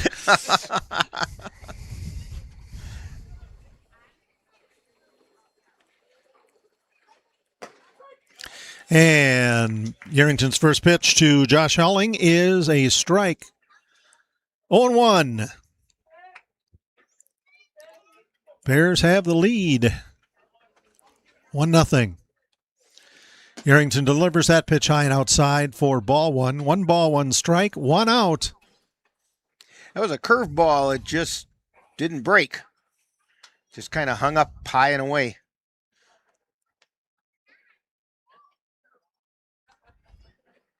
Yerington delivers.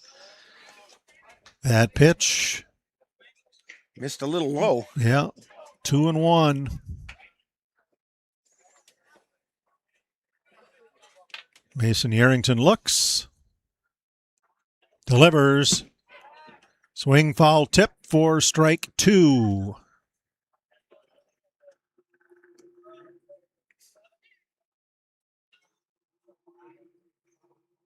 Two balls, 2 strikes, 1 out. Brusewitz on first. Yerington delivers. That ball bounces in the dirt for ball 3. Full count, 3 balls, 2 strikes.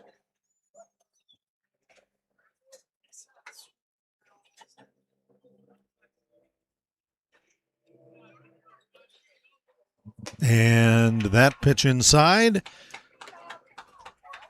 for another walk. That's for Josh Howling.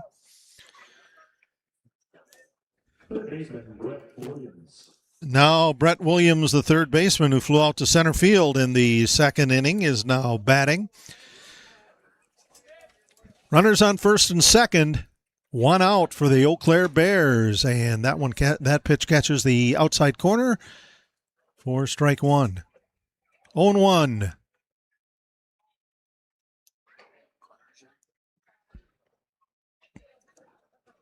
The pitch, that one in the dirt, but swung on for strike 2. No balls, 2 strikes to Brett Williams.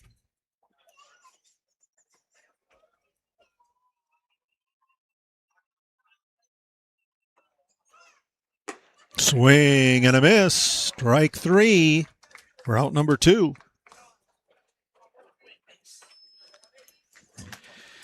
Brings up the designated hitter and the Bears manager, Blake Johnson. He got on by a fielder's choice when he batted last in the second inning.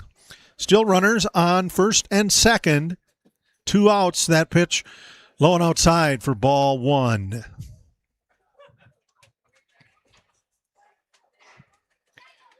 Eau Claire Bears 1, Eau Claire Cavaliers 0. We're in the top of the 4th inning. Yerington looks back at second. Ball hit to the shortstop and a scoop to second base. And that retires the side for the Bears. So the Bears score 1 run on no hits. There was 1 Cavalier error and 1 runner left. Score at the end of 3.5 innings of play. The Eau Claire Bears 1, the Eau Claire Cavaliers 0. You're watching it on NLWN-TV. When you have that craving for a home-cooked meal the way Mom used to make it, rest assured, you can still get that meal by going to Mom's Restaurant and Pub in Colfax. Mom's is open daily, serving breakfast and lunch, and don't forget dinner on Friday nights with Mom's famous fish fry. The coffee is always hot, the breakfast is always delicious, and lunch will put a smile on your face and in your stomach. 225 Bremer Avenue, Colfax. Call 715-962-4617. That's Mom's Restaurant and Pub. In November of 2018, our daughter Jana passed away. The outpouring of support was unbelievable. Support that we received inspired us to start a foundation called the Jana Kelly Memorial Foundation. And through that foundation, we've given back in a lot of different ways, through projects, through different other charities that we've supported. We like to help Humane Association, and the Ronald McDonald House is something that's very near and dear to us. We've also recently, this last year, we actually built a tiny house. It's really exciting to be able to give back in different ways. to learn more or to help financially, would find us on Facebook or www.janakelly.com. We're back here at Carson Park, and we have Ospreys as sports fans today. The one on the left is watching baseball. The one on the right, on top of that pole on the right, is watching the soccer game going on in the football field. With this being the time of the World Cup, of course, that's what that one's doing. So the Ospreys are quite the sports fans. And speaking of sports, Jay's going to continue the bottom of the fourth inning. Thanks, Rick. Yeah, all kinds of opportunities for sports here at Carson Park in Eau Claire. We're at the Marine Credit Union broadcast facility here at the historic Carson Park Baseball Stadium. And leading off for the Cavaliers, Sam Knickerbocker. And that ball bounced foul off the plate, strike one. Eau Claire Cavaliers want to remind veterans of the United States military that you can get a lifetime pass to all Cavaliers home games by simply coming to Carson Park with your veterans identification, and the Cavaliers will be happy to issue you a lifetime pass. It's just the Cavaliers' way of saying thank you for your service. Gray delivers that pitch outside for ball one. 1 ball, 1 strike. Sam Knickerbocker had a base hit to left field the last time he batted. That was in the second inning for the Cavaliers. This time he goes to the opposite side. That hit rolls into right field, and Sam's got another perfect night hitting going so far. That's 2 for 2. So that's, let's see. That's 9 for 11 in his last 11 at-bats. That's not a bad 3-game shot. Yeah. Tyler Gray looks, delivers. That pitch outside and high for ball one. That to Logan Hesselman. Hesselman had a base, actually had a double to right field in the second inning. Bears lead 1-0. Tyler Gray on the mound for the visiting Bears. That pitch outside. Ball two. 2-0 the count. He's not going to put anything over the plate for Hesselman, I don't think. He's being pretty cautious around him right now. Gray takes a look back at Knickerbocker at first. Winds and throws. That one inside. Popped high to right field. Underneath it. For the catch is Bean. 1 down. Hesselman got under it just a little bit. He hit it hard, but what did they say in major leagues? Too high? The batter now for the Cavaliers, Riley Kapinski, and Kapinski flew out to the second base area in the second inning, and that ball goes over the top of the press box, the Marine Credit Union broadcast facility here at Carson Park in Eau Claire. For strike one. 0-1 the count. Throw back to first. Not a problem. Knickerbocker gets down there. All that dirt's going to be trapped underneath his chest protector. Been putting it on pretty much every inning. And a solid hit out to center field, and grabbing that one is Josh Holling for the second out of the inning. That brings up Jerome Delikowski, the first baseman. He struck out in the second inning. Cavaliers just still have a runner on first. 2 outs, trailing the Eau Claire Bears 1-0.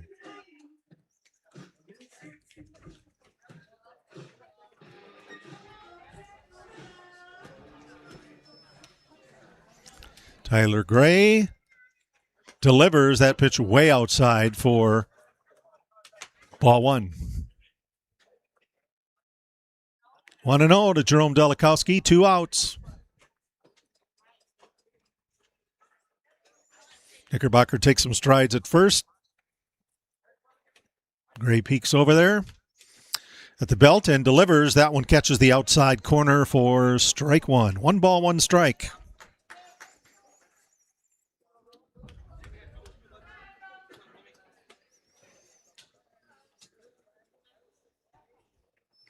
Another great night for baseball here at Carson Park in Eau Claire. Gray delivers. That one catches the inside corner this time for strike 2. Delikowski thought it hit his shirt maybe, but John Buer says, no, that was a strike. It got the inside corner. 1-2, the 1-2 pitch. And Delikowski into the infield over to second base, and that forces Knickerbocker out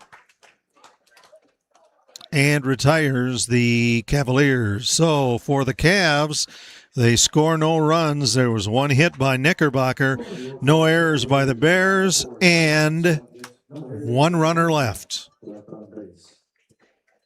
So the score at the end of 4 complete innings of play, the Eau Claire Bears 1, the Eau Claire Cavaliers 0. You're watching it on NLWN-TV. Debt doesn't have to be complicated. Let Marine Credit Union simplify your debt so you can feel good about your money. Schedule time to get started at marinecu.com. Federally insured by NCUA.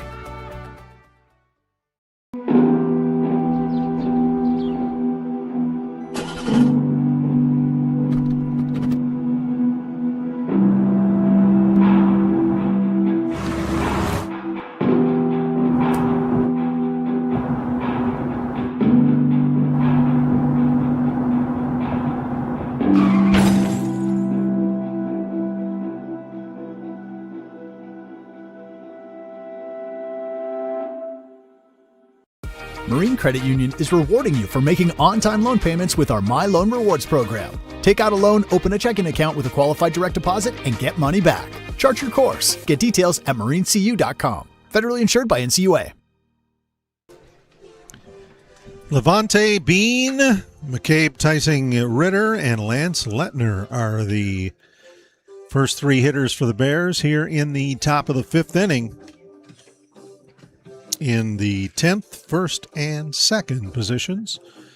Mason Yarrington still on the hill for the Cavaliers.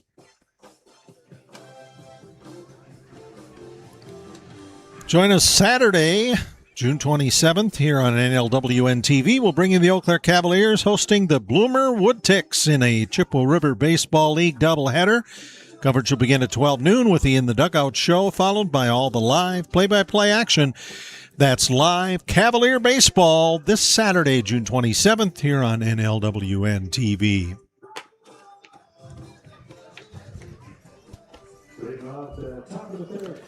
So the top of the 5th inning will be the 10th batter, right fielder Levante Bean, and he lined out to second when he batted last in the 3rd inning. Still facing Mason Yarrington.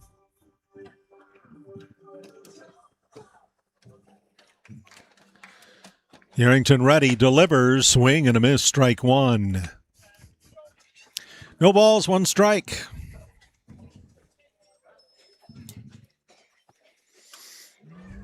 Yarrington delivers that pitch high and inside, ball 1. 1 ball, 1 strike.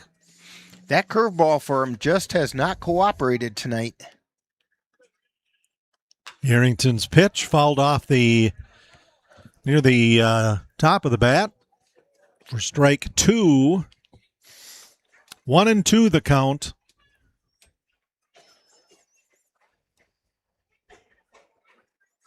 Yarrington, reaching for one is Bean, and the throw doesn't get delivered, and he gets on base. That took a nasty hop out of the glove of Hesselman. Tried to scoop it, and it kind of traveled right up his arm, off his chin, and he was unable to make the throw. They charged Hesselman with an error. Second error on the Cavaliers tonight.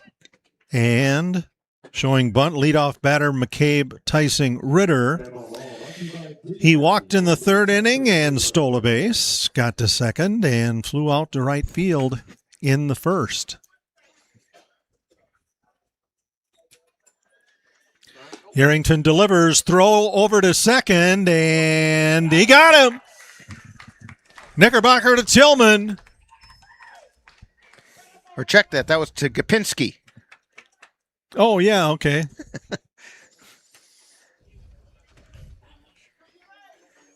Same side of the field. Yeah.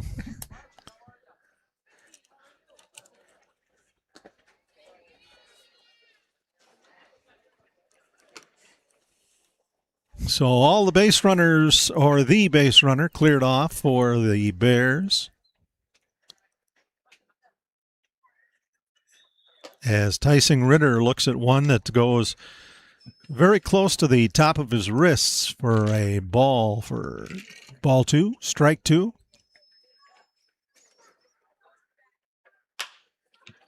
And Tyson Ritter pops one up to right field, getting underneath his Palmer. 2 away.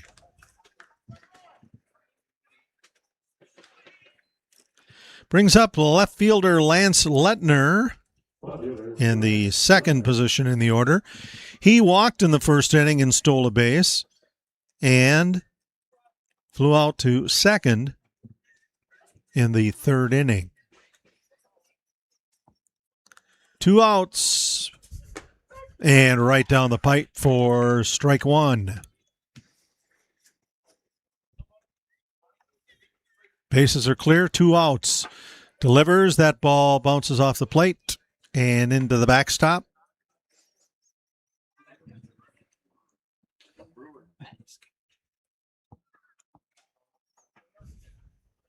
And John Brewer got caught in the mask by that one.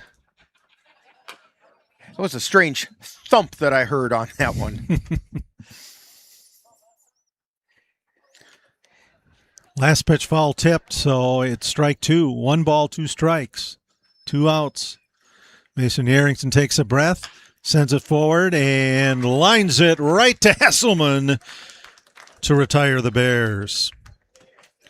So there were no runs, no hits. There was 1 Cavalier error and no base runners left. Score at the end of 4.5. The Eau Claire Bears won. The Eau Claire Cavaliers nothing on NLWN-TV.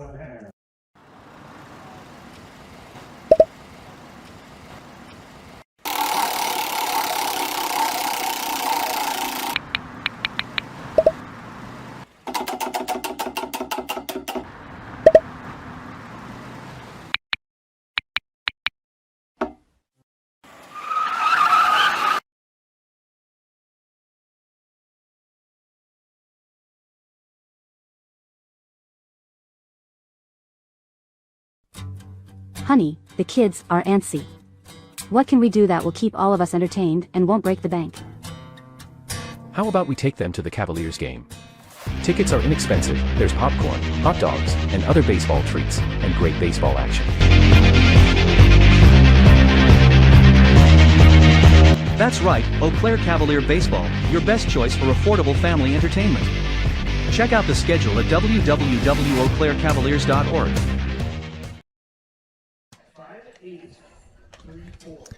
Welcome back to the Marine Credit Union broadcast facility at historic Carson Park Baseball Field. The Eau Claire Bears lead the Cavaliers as the Cavs come up in the bottom of the 5th inning. Scores 1-0. Kroll, Palmer, and Tillman due up for the Cavaliers. Ashton Kroll is the designated hitter. He struck out looking in the 2nd inning.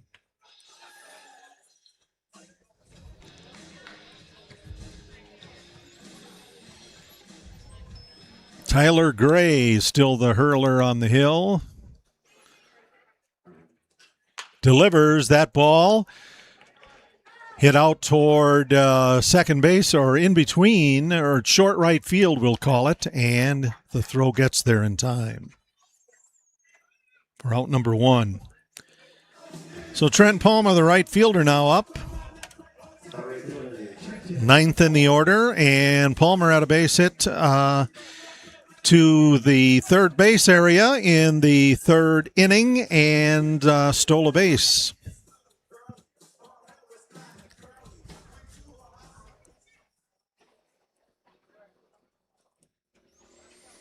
Pitch delivered, that one catches the outside third, strike 1.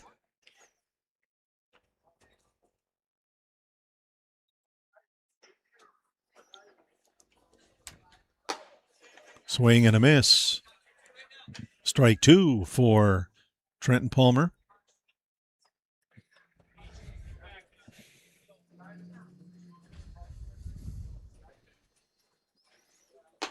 And Tyler Gray's pitch is outside, ball 1. 1 ball, 2 strikes.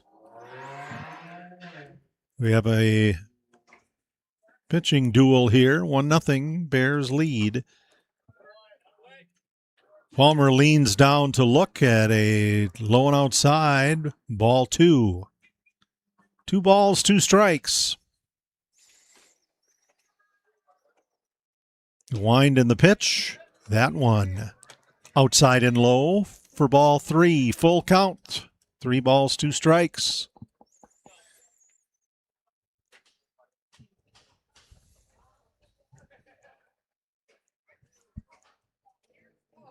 Tyler Gray winds and shoots that pitch high for ball 4. Free pass number 10 for Trenton Palmer on the season. I have some other CRBL scores for you. In the 3rd inning, it's the Tilden Tigers leading the Bloomer Woodticks 4-1. In the 4th inning, the Osseo Merchants are leading the Augusta Athletics 8-0. And the Jim Falls Sturgeons and Cadott Red Sox are locked in a 0-0 game in the 4th inning.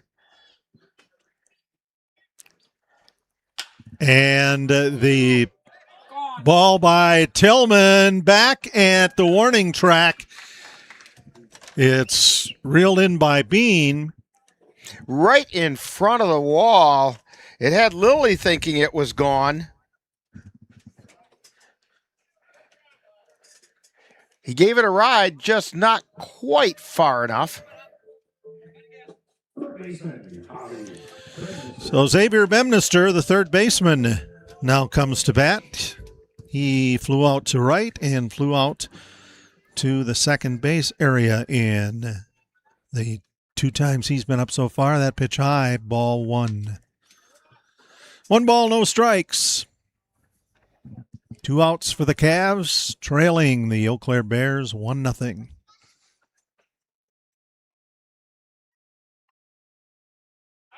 Throw back to first. Palmer back in plenty of time.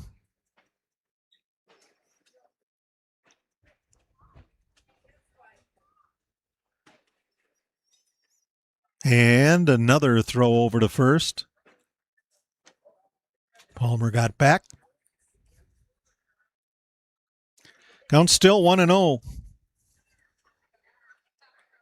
Gray looks over there at the belt, winds and throws, and the throw to second base, not in time, and Trenton Palmer, his 2nd steal of the night of second. Xavier Bemnister looking at a 1-1 count. 2 outs with Palmer taking a lead at second.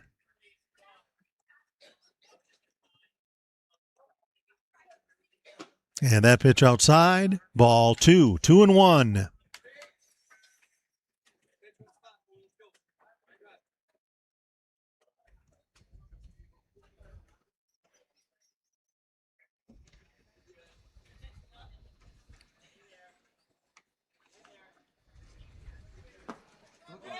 And the ball gets loose. And moving over to third is Palmer on the pass ball.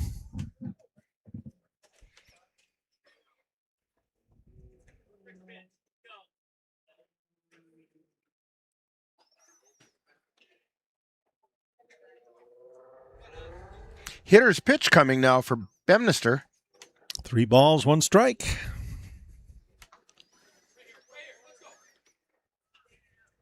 Tying run on third with 2 outs. And that pitch a ball.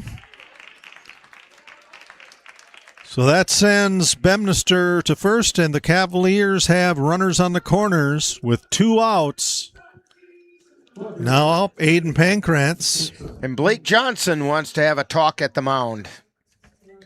My guess is this is a defensive conference because of the runners on the corners with 2 down. Tying run on third.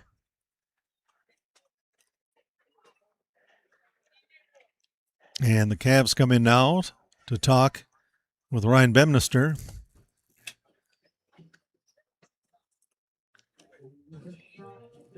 Be sure to join us on Monday, August 17th on NLWN-2 as we bring you vintage baseball following the Menominee Blue Caps. Blue Caps will take on the Rum River Rovers, the Sand Creek Nine, and the St. Croix Steps at an old-fashioned county fair just outside of Cameron.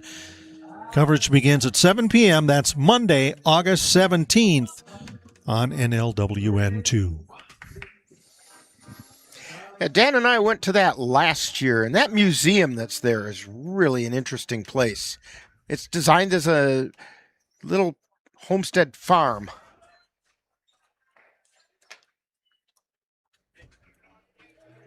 Attempted a safety squeeze there. No balls, 1 strike. Gray takes a quick check, throws it back over to first. And Bemnister gets back.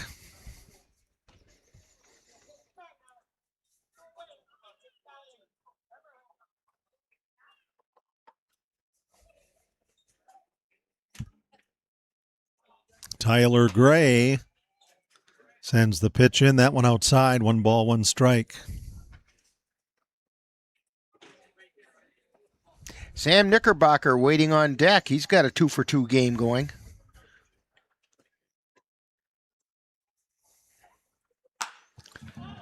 And ball popped up into the infield. 3 Bears after it, and it's Tyson Ritter. Grabs it for out number 3. So for the Cavs in their 5th inning, they score no runs. There were no hits, no errors by the Bears, and 2 runners left. Score at the end of 5 complete innings of play. The Eau Claire Bears 1, the Eau Claire Cavaliers 0 on NLWN-TV. Auto Vision Center in Eau Claire, your source for auto glass repair and replacement. Their quality work comes complete with a lifetime warranty on workmanship. When it comes to windshield repair and replacement, Auto Vision Center provides mobile auto glass services with free estimates. So if your windshield needs help, call Auto Vision Center today. That's Auto Vision Center at 1631 North Claremont in Eau Claire. Call 715-834-5277. The Eau Claire Cavaliers would like to take veterans out to the ball game. That's right. As a thank you for your service, any veteran of the United States military can receive a lifetime pass for free admission to all Cavalier home games. Just come to Carson Park with your veteran identification, and the Cavaliers will issue you a free lifetime pass to all Cavalier home games. That's just the Cavaliers' way of saying thank you for your service. Tyler Plitzner, Jim Till, and Mason Brusewitz. 2 up for the Eau Claire Bears in the top of the 6th inning. The Bears lead the Cavaliers 1-0. So Tyler Plitzner, the shortstop, he was thrown out at first from third and flew out to the shortstop in his 2 other times at bat. Mason Brusewitz also warming up down in the bullpen for the Bears. Mason Yarrington still on the hill for the Cavaliers. 1 ball, no strikes. That pitch And we had another flincher toward the camera there. Lily on the ball. All right, y'all. I'm not taking a baseball. It's not happening. Oh. And she's saying she's not going to take a baseball. Oh, right under the glove. That one got under Bemnister's glove out into left field.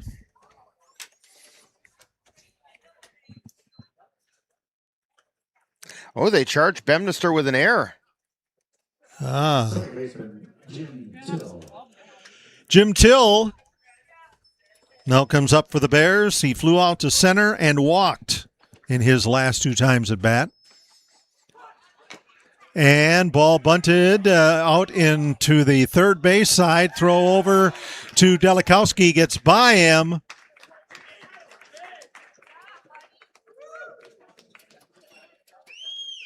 And advancing to third is Tyler Plitzner.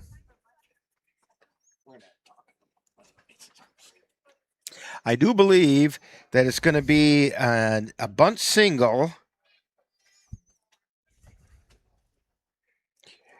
And then Plitzner would advance on an error.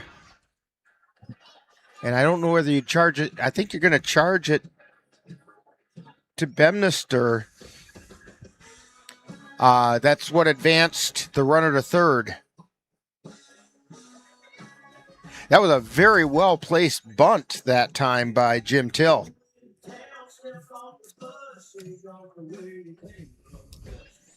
Yep, just down the third baseline on the infield grass.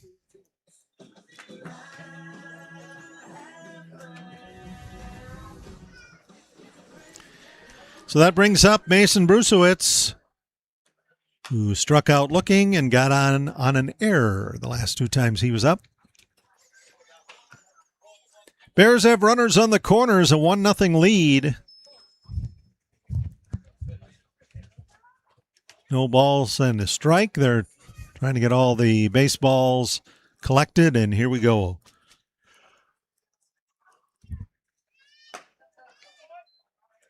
Yarrington's pitch outside to Brusewitz, and it's 1 ball, 1 strike.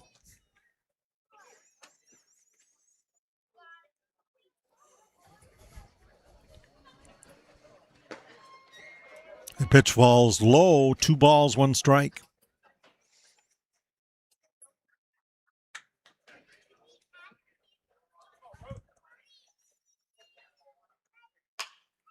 And that ball blooped into short right field. That will score Plitzner. And it's a 2-0 Bears lead.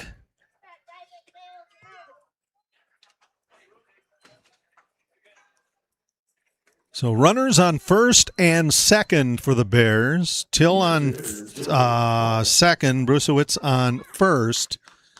And there are no outs. Bears lead 2-0. Pitch, there's show bunt, and it's high for ball 1.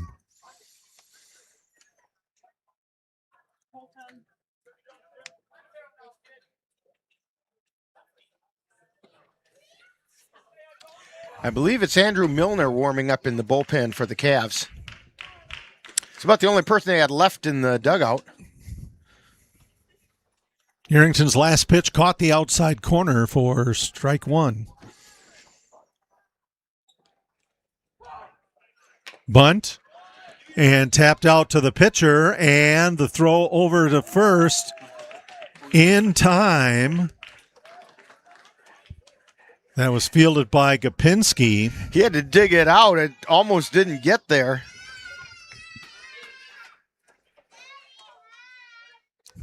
That's the first out of the inning for the Bears, who now have runners on second and third, and coming up is Josh Halling.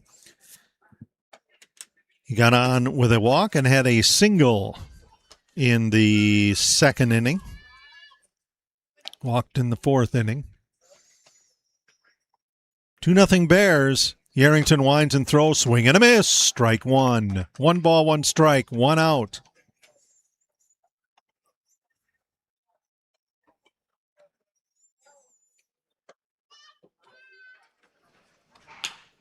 And that ball hit right down inside the first baseline. And Till will score. Brusowitz will score. And he's in. Halling is in with a double.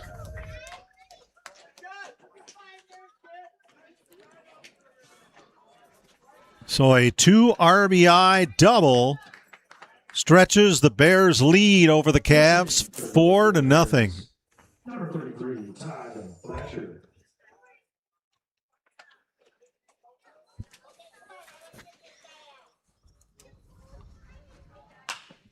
And a new batter for the Bears with a pop up to second to retire the side. Or, sorry, that's second and two outs. Todd Lasher. Blake Johnson. Batted for Brett Williams. And Blake Johnson, designated hitter and manager, on twice by a fielder's choice, once in the second inning and again in the fourth. And Johnson hits one out to in between the center and right. And that will bring in Josh Halling.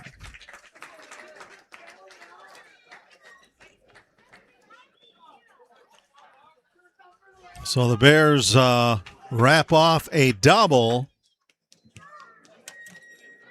And one more run scores. It's 5-0 Bears. Bears having one of those innings. Crooked number time. 1 ball, no strikes to Levante Bean. And that one caught the outside corner for strike one. 1 ball, 1 strike, 2 outs.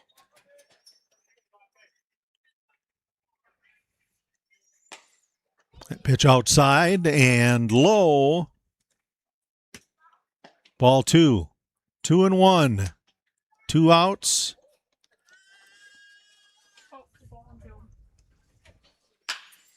And a shot out to left field, getting an, and just missing it is Pankratz. Ball goes to the wall.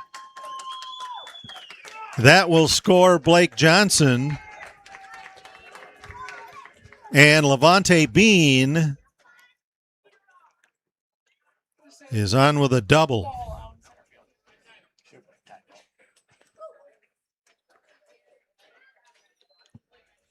6-0 Bears.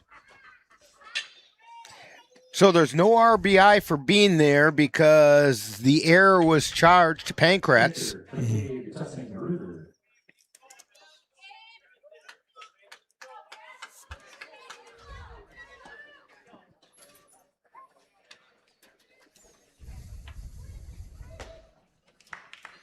And first pitch to Tyson Ritter is a strike.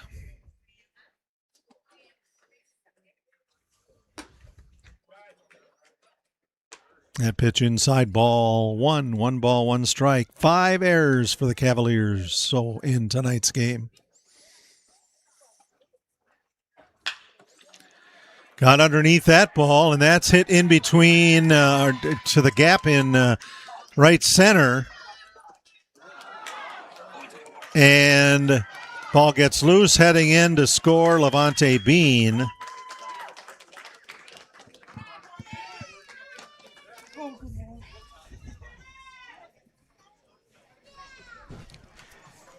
And that's going to bring out Ryan Bemnister, so we're going to get a pitching change. And we'll get that figured out right after this timeout on NLWN-TV. Gerald the Fish. What about, like, Joaquin Bartholomew? Joaquin Bartholomew. Yeah. See ya. See ya. Joaquin Bartholomew. What? How did you think of that? I have no idea. Since we gave him that title, he should honestly be the king of the pond. King of the pond. Yeah. He's out there somewhere. For real. You want this one? Oh, yeah. Nice. All right.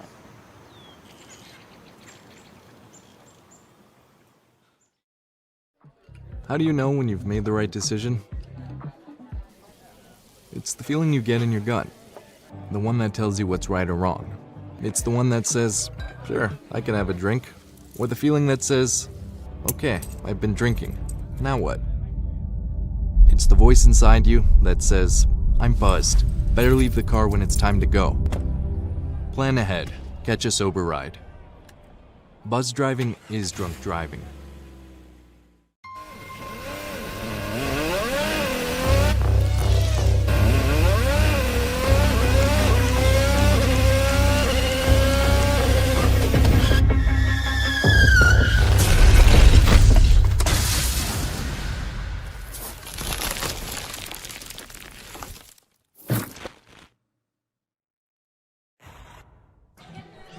Andrew Milner warming up for the Cavaliers.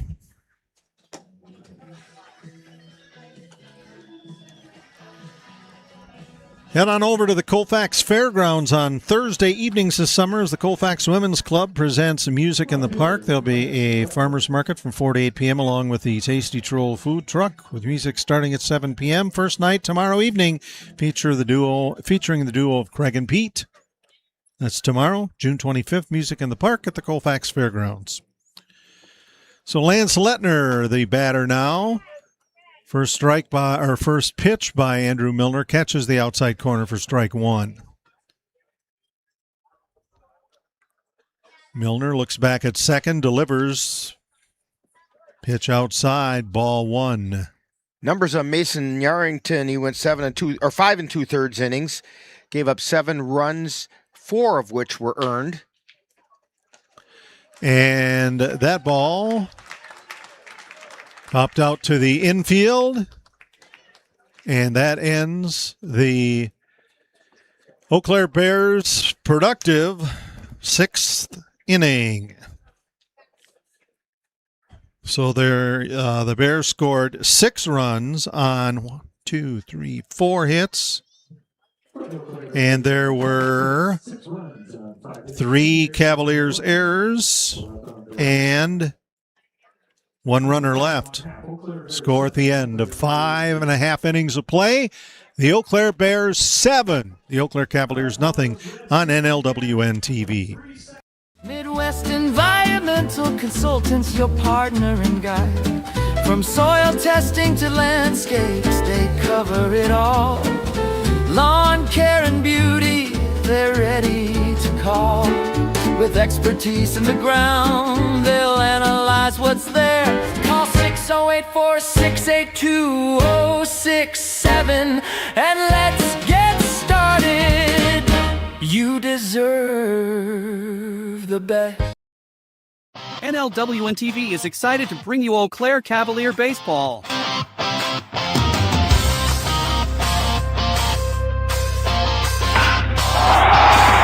Our next game will be on Saturday, June 27th, when the Cavaliers take on the Bloomer Woodticks in a doubleheader from Carson Park in Eau Claire, Wisconsin.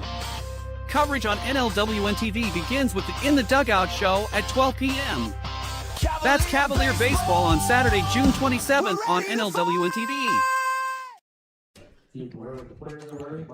Welcome back to the Marine Credit Union broadcast facility at historic Carson Park Baseball Stadium. We're in the bottom of the 6th inning. Cavaliers coming to bat, trailing the visiting Eau Claire Bears 7-0. Bears have 7 runs on 6 hits and no errors. On the other side for the Cavs, no runs, 4 hits, 5 errors. And leading off for the Cavaliers, Sam Knickerbocker. That one catches the outside corner for strike one. Tyler Gray still in as pitcher for the Bears.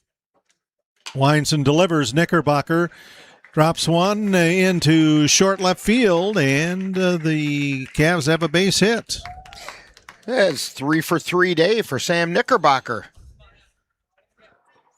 That brings up Logan Hesselman, the shortstop. He flew out to right field and had a double to right field in his last 2 at-bats. Knickerbocker with the lead at first. Gray looks over there. And that ball made the Cavs first base coach dance a little bit down along the first base line. Brian Maher still has a few moves left in him. Yep. No balls, 1 strike.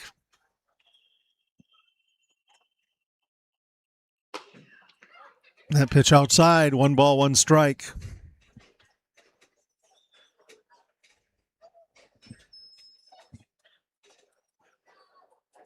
Knickerbocker, 3 strides off first.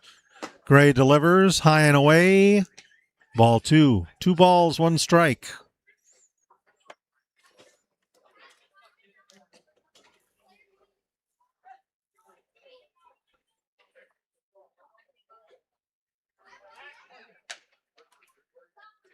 Ball thrown back to first. Gray to Brusowitz.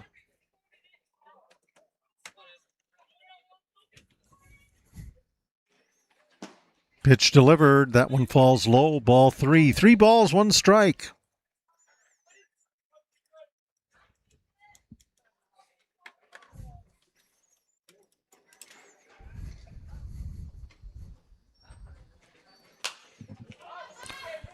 And a high pop up.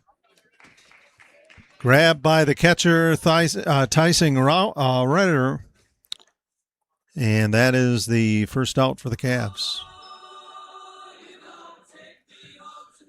Riley Gopinski now steps in. He's the second baseman, flew out to the second baseman and flew out to center his last 2 times up.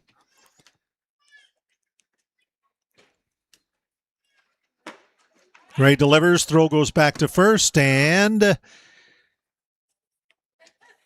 Knickerbocker gets back. Has some dust to brush off, though.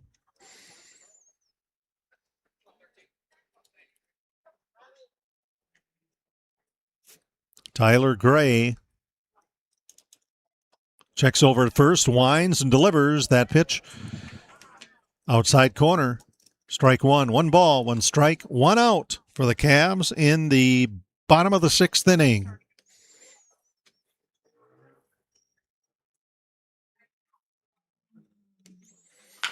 And that ball bobbled at third by Williams.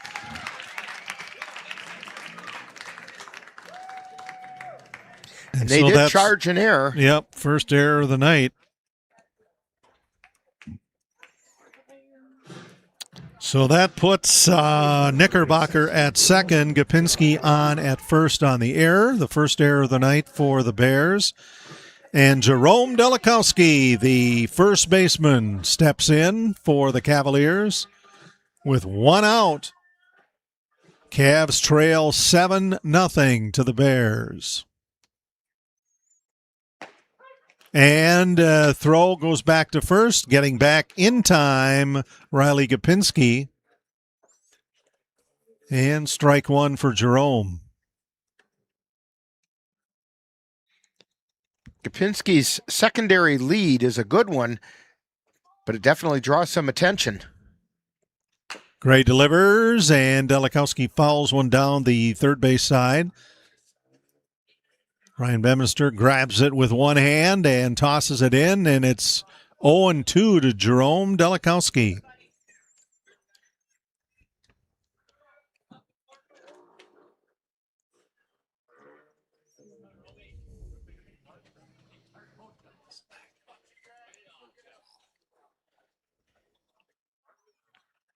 Gray delivers, swing and a miss, and the throw goes...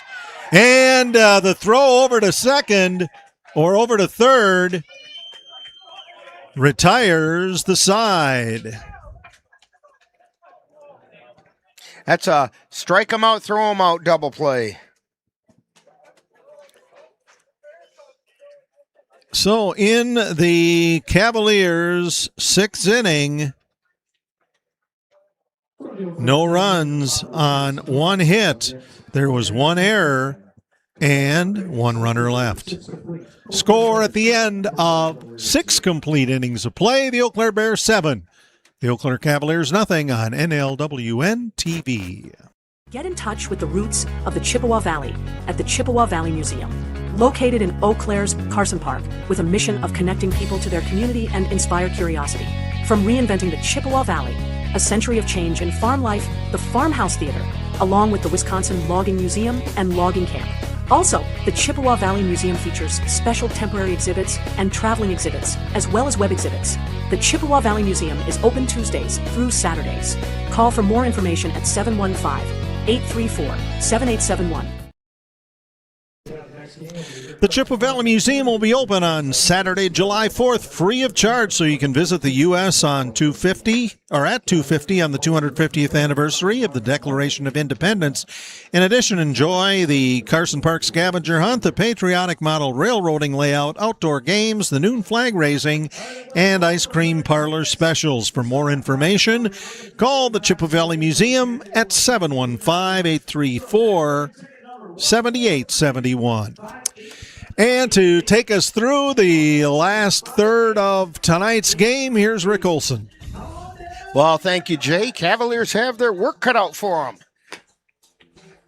I wanted you to get us some runs, but I didn't want them on that side of the ledger. Yeah, it's pretty heavy up there on the top.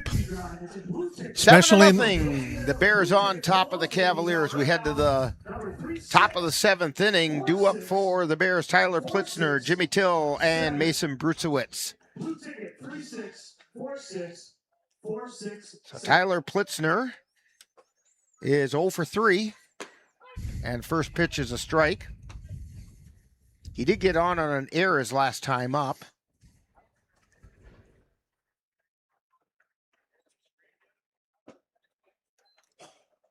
That pitch is inside for a ball. 1 ball, 1 strike.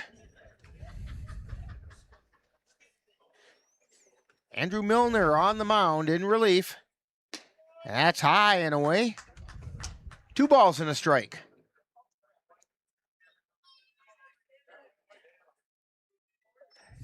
Here's the pitch for Milner. Grounded foul down the third baseline.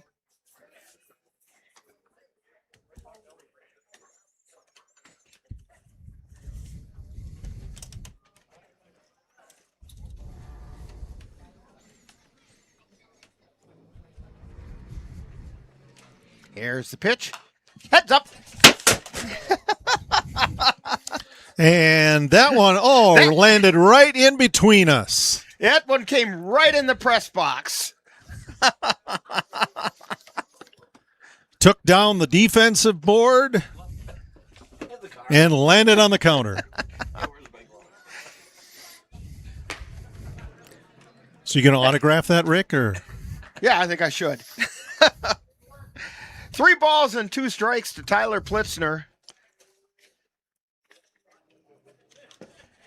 And that was inside for ball 4.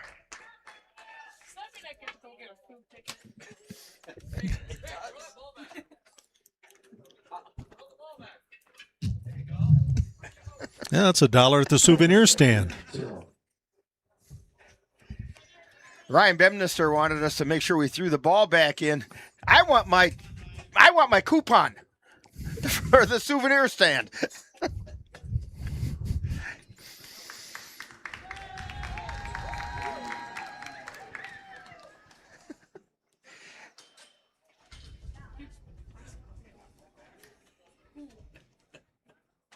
Yeah, that one came in, bounced off the back wall.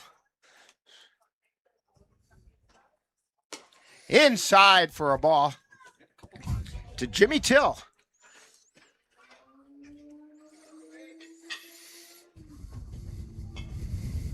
And the pitch, swung on a miss. 1 ball, 1 strike.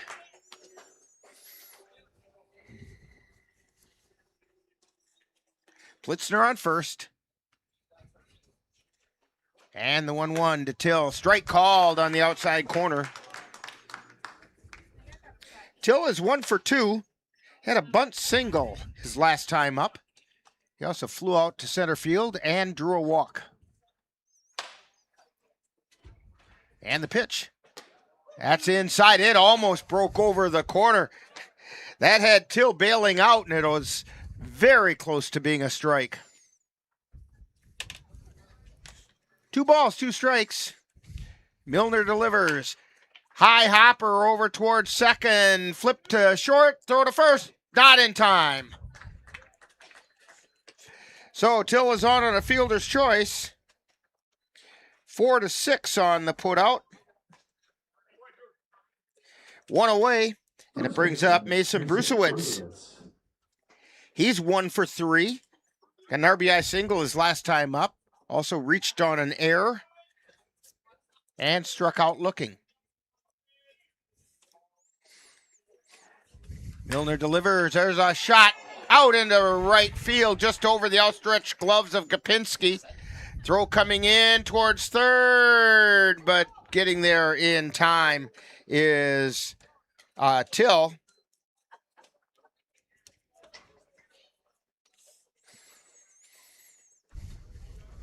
And that's going to bring Joe Holling to the plate. The extra hitter, Joe Holling. Holling is 0 for 1 tonight. He grounded back to the pitcher, but he had a sacrifice fly. Heads up, another one coming towards us.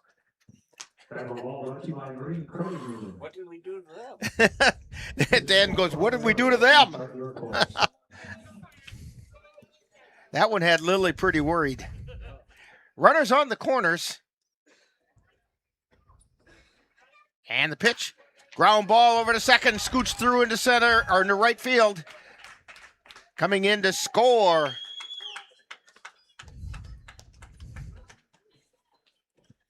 Is Jimmy Till.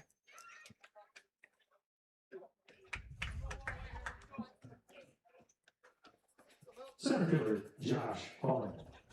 So it's an RBI single for Joe Holling. Josh Holling comes to the plate. He had a 2 RBI double his last time up. He's also got a single.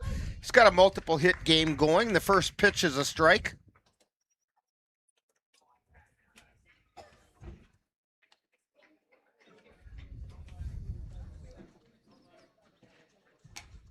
And that one just missed the outside corner. 1 ball and 1 strike.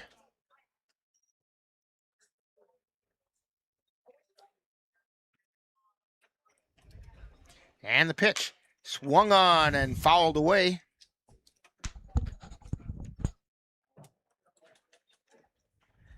A ball and 2 strikes. 1 out. 2 runners on.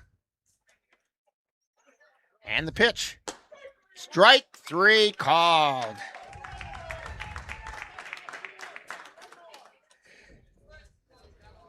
Two down. That'll bring up Brett Williams re-entering.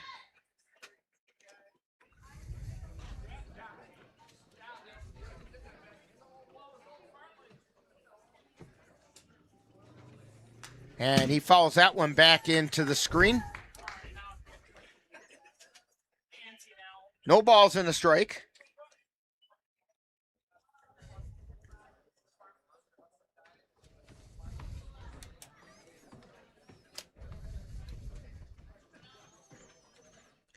And the pitch.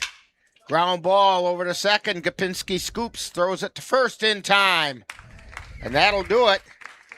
But the Bears do pick up another run on 2 hits. There were no errors, and 2 were left on base. We've played 6.5. It's time for the 7th inning stretch. And you're tuned to Cavalier Baseball on NLWN-TV. NLWN-2 invites you to join us in our time machine and journey back to the 1860s for some vintage baseball with the Menominee Blue Caps. Our next broadcast will be on Monday, August 17th, as the Blue Caps will take on the Rum River Rovers, the Sand Creek 9, and the St. Croix Steps from an old-fashioned county fair in Cameron, Wisconsin. Coverage begins at 7 p.m. That's Vintage Baseball, Monday, August 17th on NLWN-2.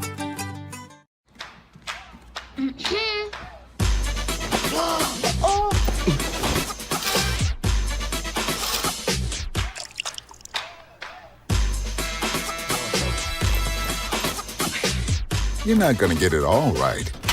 Just make sure you nail the big stuff. Mama! like making sure your kids are in the right seat for their age and size. Get it right at nhtsa.gov/the-right-seat. Back here in the Marine Credit Union broadcast facility at Carson Park, Cavaliers trailing 8-0. We're heading into the bottom of the 7th inning. This was a very close game until that gosh darn 6th inning, where the Bears put up 6 of their 8 runs, and only 3 of those 6 were earned. But due up for the Cavaliers in the bottom half of the 7th, we have Ashton Kroll, Trenton Palmer, and Brayton Tillman. Leading off the bottom of the 7th for the Eau Claire Cavaliers, designated hitter Ashton Kroll.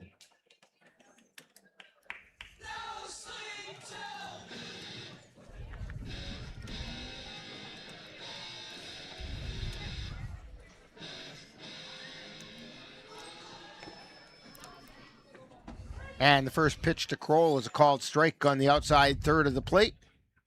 Tyler Gray still on the mound for the Bears. There's the wind, the 0-1. That's down low. Kroll's 0 for 2 tonight. Struck out, grounded to second.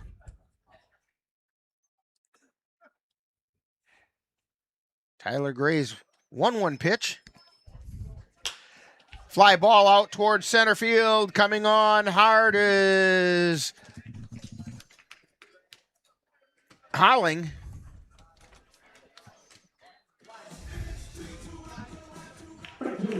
And he made the catch. That's Josh Holling. Oh, part of the H guy. For a minute there, I couldn't tell what that first name was.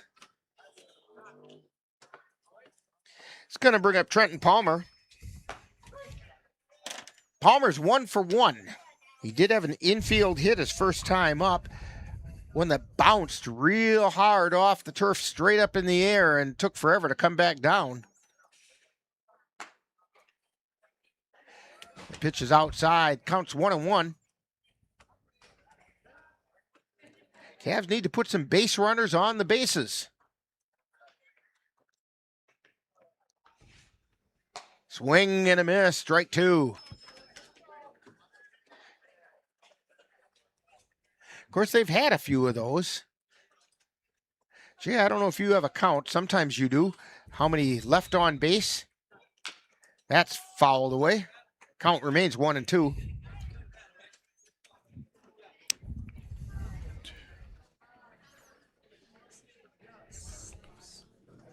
Left on for the Cavs? Right. That ball brought to you by Johnson Lithographics.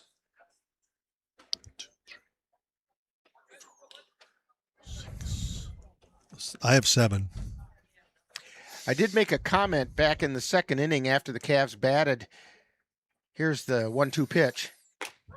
Strike 3 called. Cavs had put runners at 2nd and 3rd with nobody out in the 2nd inning and got nothing out of it. And I made the comment between innings that one could come back to haunt. And I think that might have been prognosticating a tad bit. Top of the order, Brayton Tillman coming up. He's 0 for 3, so Brayton Tillman is quite due. Check swing low for a... No, he's called it a strike.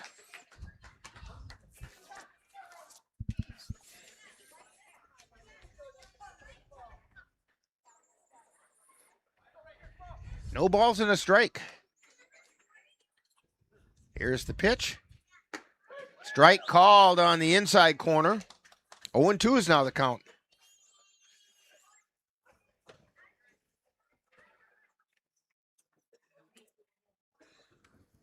Here's the wind in the 0-2 pitch. That's high for a ball.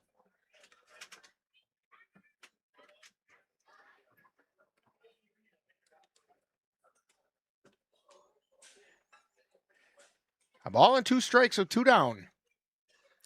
Here's the pitch. Check swing outside for a ball. Count evens up at 2-2.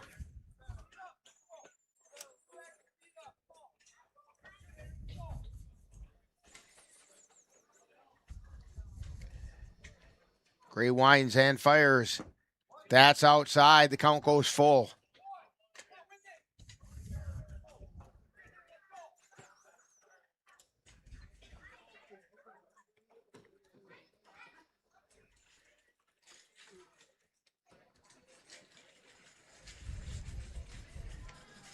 And the pitch.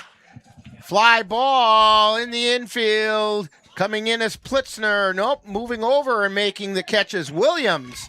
And that'll do it for the Cavaliers in the bottom of the 7th with no runs on no hits, no errors, nobody left on base.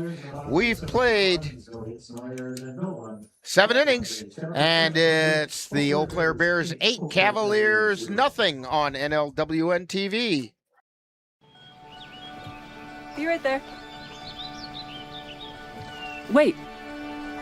Use the shovel and bucket of water, remember?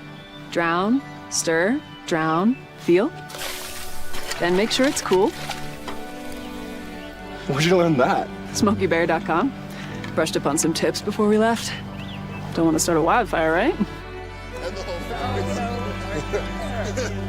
Only you can prevent wildfires.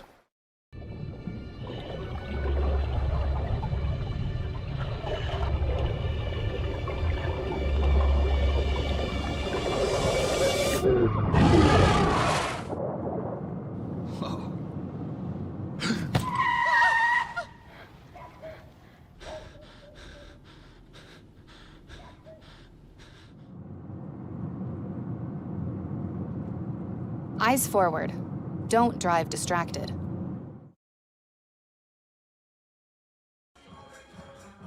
Leading off for the Eau Claire Bears, Sawyer Stirs in the top of the 8th inning.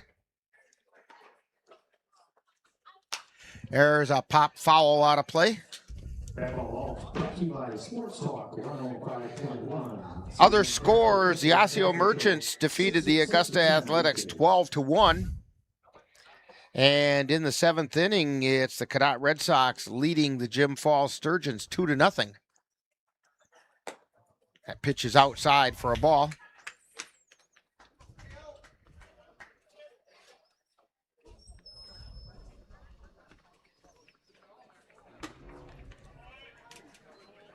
And now it's 2-1. Milner looking in, and he delivers. Check swing, strike called on the inside corner.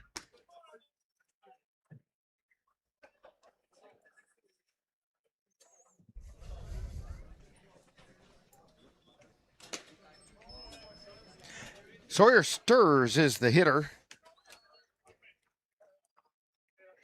Pinch hitting for Blake Johnson. There's a fly ball out to left field. And making the catch out there is Pankratz.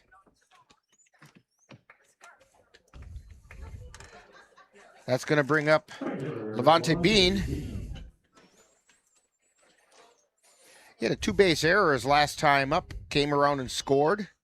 He also got on another error earlier. He's actually 0 for 3.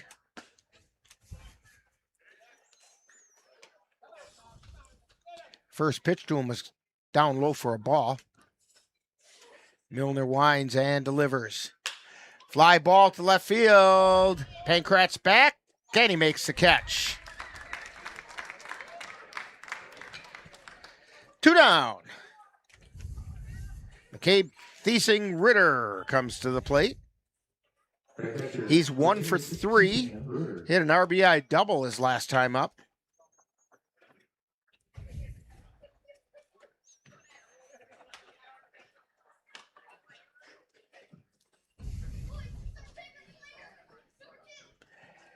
And the pitch, that's down low.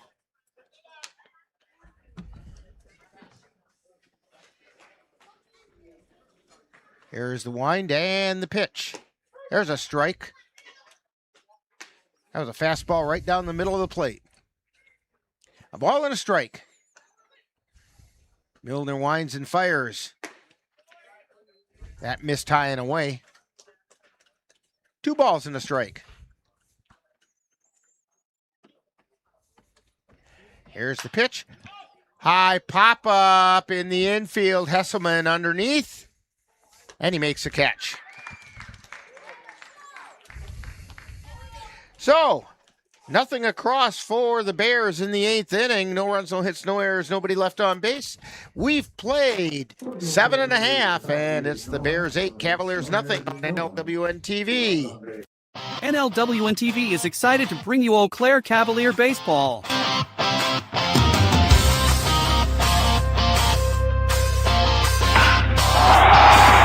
Our next game will be on Saturday, June 27th, when the Cavaliers take on the Bloomer Woodticks in a doubleheader from Carson Park in Eau Claire, Wisconsin. Coverage on NLWN-TV begins with the In the Dugout show at 12 p.m. That's Cavalier Baseball on Saturday, June 27th on NLWN-TV. You quit smoking and thought, that's that. But here's the thing about lung cancer. By the time you see the symptoms, it could be too late. But now, there's a new scan that can detect lung cancer early, when it's more curable.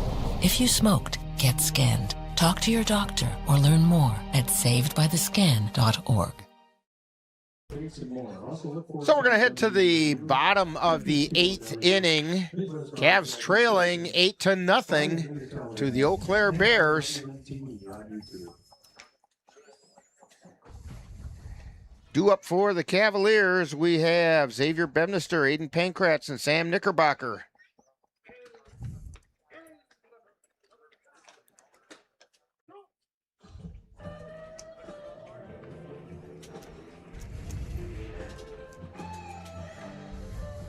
And Tyler Gray still on the mound.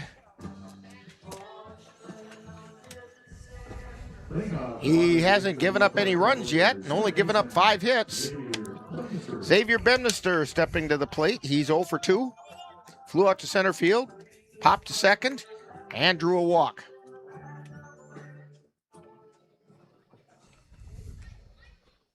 Gray winds and fires. Swing and a miss for strike 1.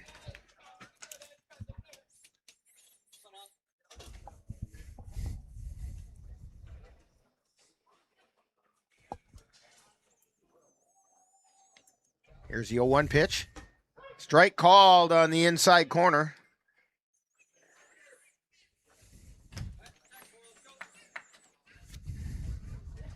No balls, 2 strikes.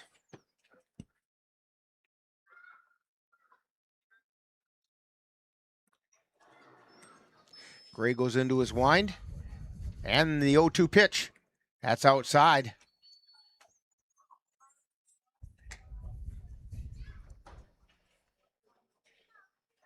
One ball, 2 strikes.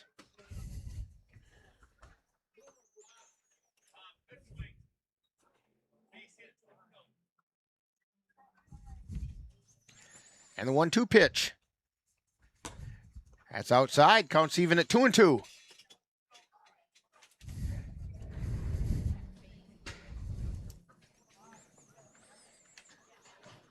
There's the wind and the 2-2.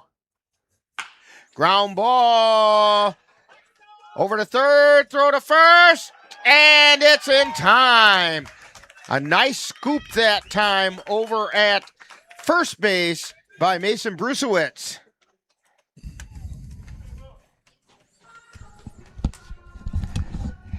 That's going to bring up Aiden Pankratz. He's 0 for 3. Grounded to third, struck out, and popped a foul to the catcher.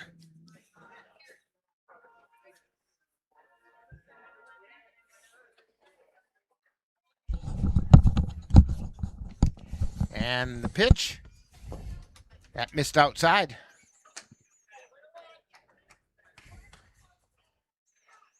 A ball and no strikes. There's the wind and the 1-0 pitch. That missed inside. Cavs looking to be patient now because they need base runners desperately. Here's the 2-0 pitch. And that got Pankratz.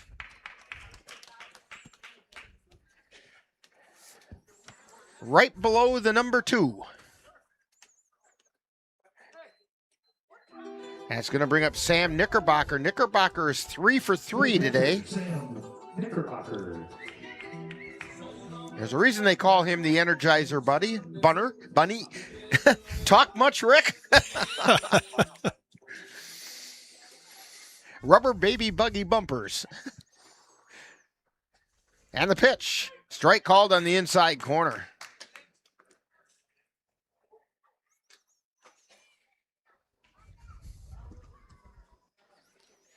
Gray looking in, looks over at first. He's at the belt and delivers. Foul back into the net.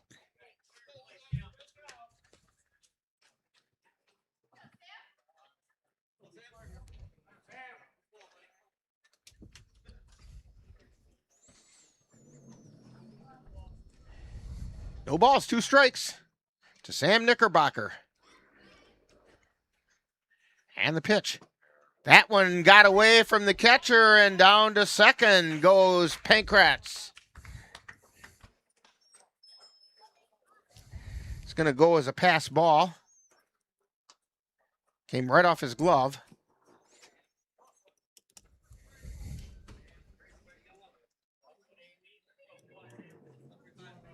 So 1 ball, 2 strikes.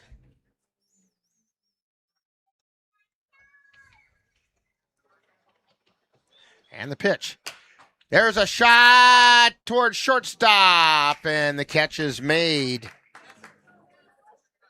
So 2 down. That's going to bring up Logan Hesselman. Hesselman is doubled, flew out to right, and popped a foul to the catcher.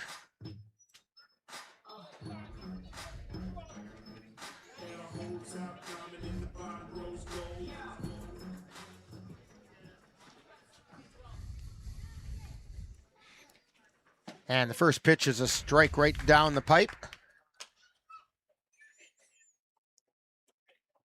No balls and 1 strike.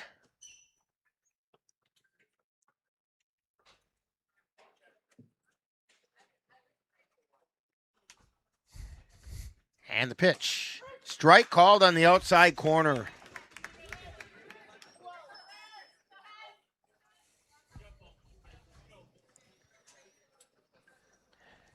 So no balls, 2 strikes to Logan Hesselman. And the pitch. There's a line shot out into right field. Hesselman rounds first, and coming in to score is Pankratz. So it's an RBI single for Logan Hesselman. He has a multiple hit day going.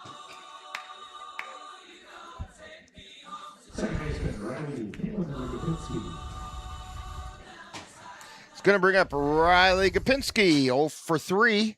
Got out on an error his last time up. Pitch is high for a ball. It was one that went off the third baseman's glove.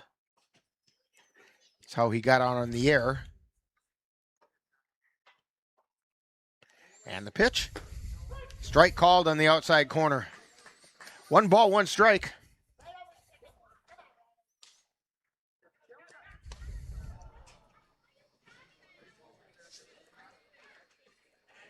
Gray at the belt and delivers. That's down low, and it gets through Thiesing Ritter, and down to second goes Hesselman.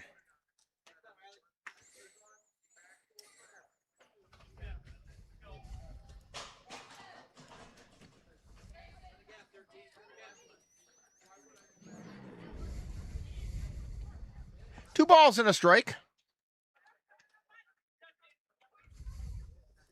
And the pitch. Swung on a miss. The count's even at 2-2. Riley Gopinski looking to smack that one. Good solid base hit. Should bring in Hesselman. And the pitch. Swing and a miss for strike 3, and that's going to do it for the Cavs in the 8th inning. But they do pick up 1 run on 1 hit. There were no errors and 1 left on base. We've played 8, and it's the Bears 8 and the Cavs 1 on NLWN-TV. There's nothing like celebrating a big play. But now, we're celebrating something bigger than sports. Love, your mind. Love? Your mind. You're training your mind as much as you're training your body. For me, just stay grounded. Be with the people who make my mental health better and not worse. So when you see us hit this, it's a reminder to love your mind.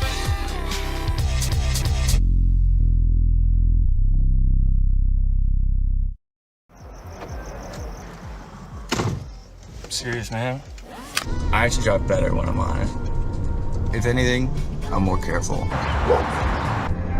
It just helps me focus. It just helps me focus, you know?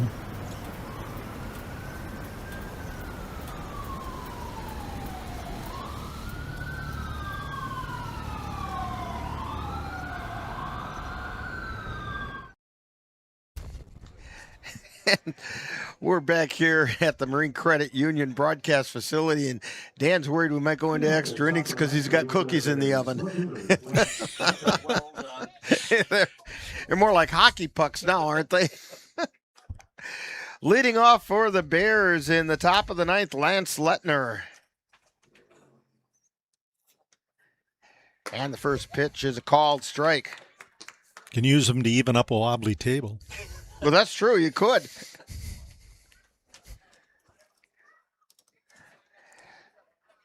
And there's a chopper over toward first baseman Delikowski. Throws it, and they can't get anybody over there in time to make the out. That's going to be an infield hit for Lance Lettner.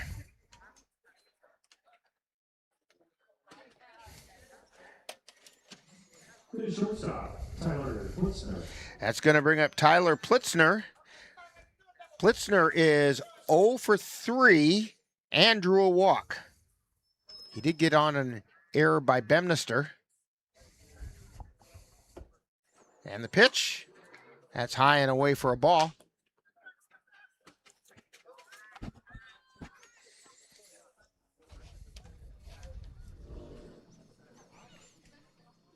And the pitch, that's high for a ball.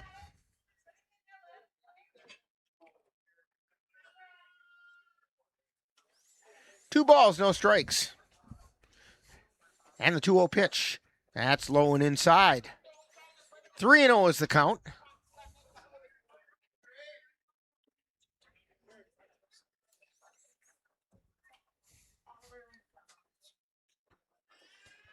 And that pitch is a called strike on the inside corner.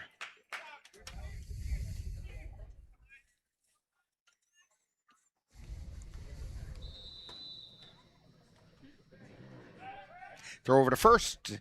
Getting back in plenty of time is Plitzner. Or check that, that's Lettner.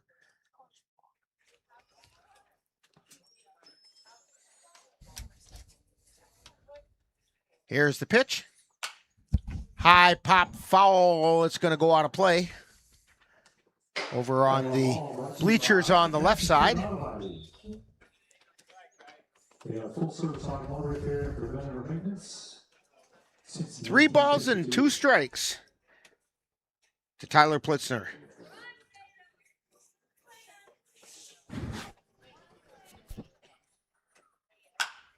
And there's a fly ball. That's pretty deep out in left field. And it's out of here. Yeah, they call it a home run by Tyler Plitzner.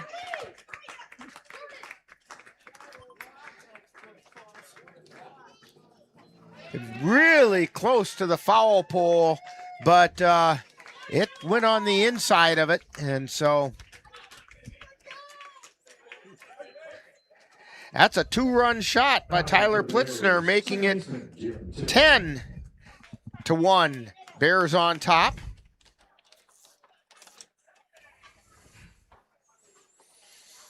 Here's the pitch.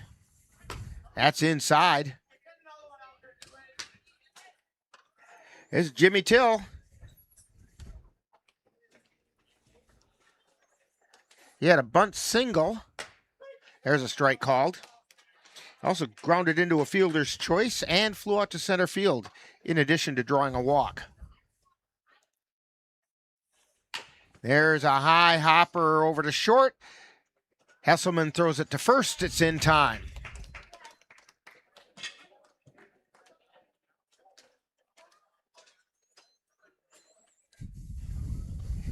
And that's going to bring up Mason Brusewitz. Brusewitz has a multiple hit night going. Pair of singles to right. Also got on an error. There's a strike called on the inside corner. He did go down looking his first time up.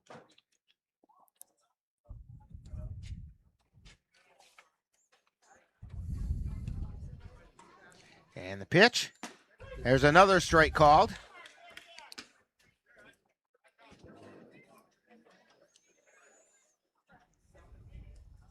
No balls, 2 strikes, 1 out. And the pitch. Strike 3 called.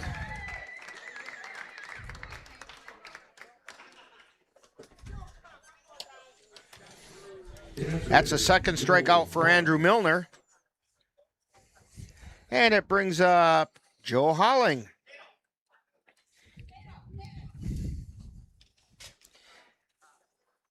He's 1 for 2. First pitch is high for a ball. Hit an RBI single to right his last time up.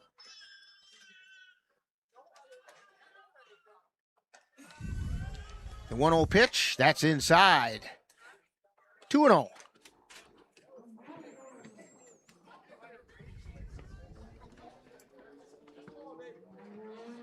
Here's the 2-0 pitch. Fly ball towards center field. Tillman is back. Takes a couple steps in and makes the catch. That'll do it for the Bears in the 9th, but they do pick up 2 runs on 2 hits.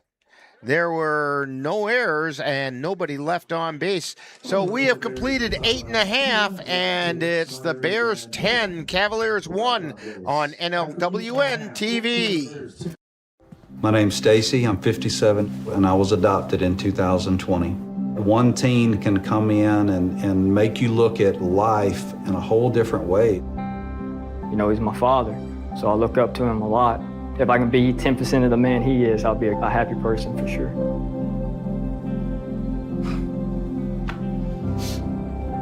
Learn about adopting a teen from foster care. You can't imagine the reward. Visit adoptuskids.org.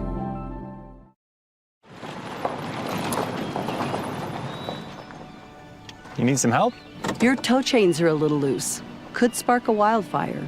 I could show you how to secure them properly if you'd like. Sure. Thanks a lot. Anytime. You should check out SmokeyBear.com. They've got a bunch of tips on wildfire prevention. Only you can prevent wildfires.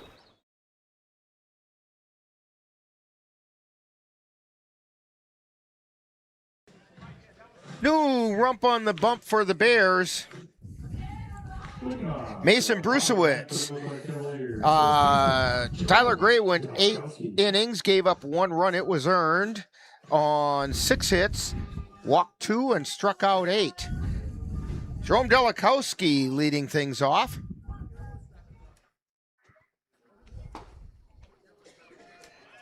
And that pitch missed for a ball.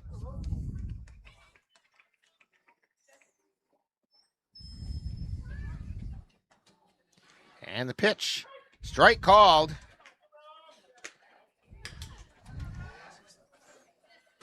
The first baseman for the Bears is Sawyer Sturz. And that one got Jerome.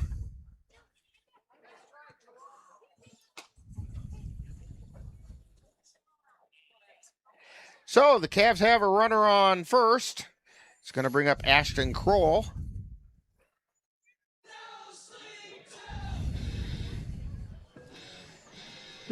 Ashton Kroll is 0 for 3.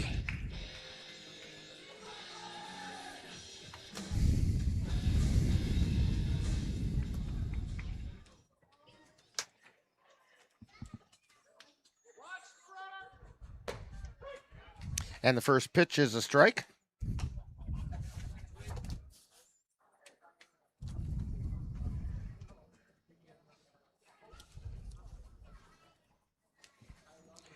Here's the wind and the pitch, swinging and a miss for strike 2.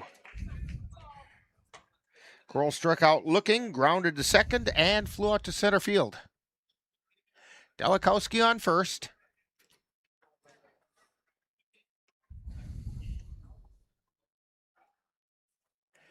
And the pitch.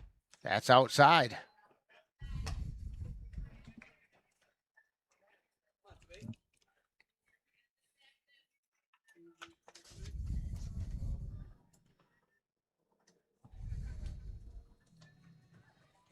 Strike 3 called. Kroll goes down looking.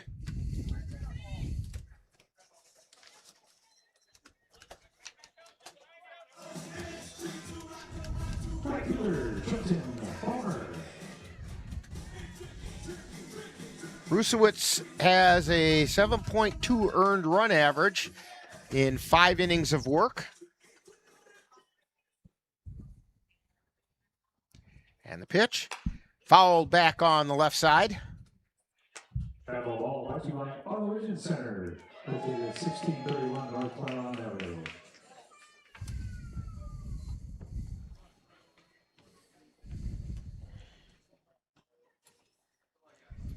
And the pitch. Chopper foul down the third base line.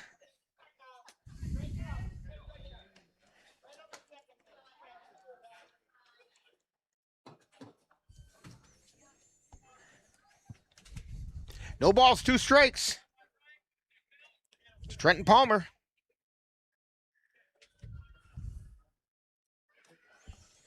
And the pitch. Strike 3 called.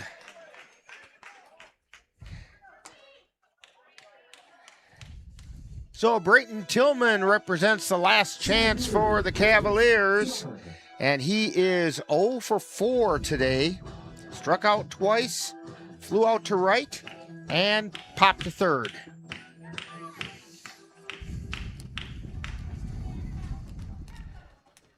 That pitch is outside for a ball.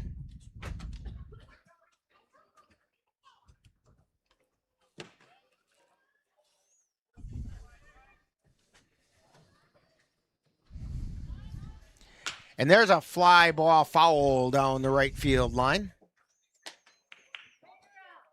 1 ball, 1 strike.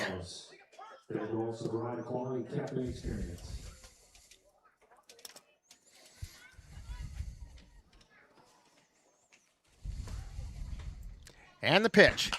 Ground ball foul. Right into the Bears dugout.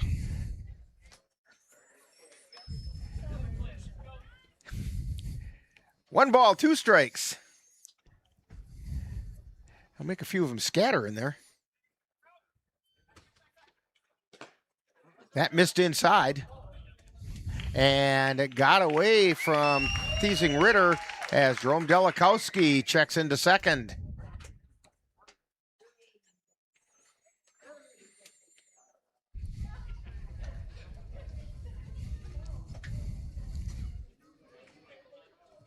So 2 balls, 2 strikes, 2 down. Cavs down to their last strike.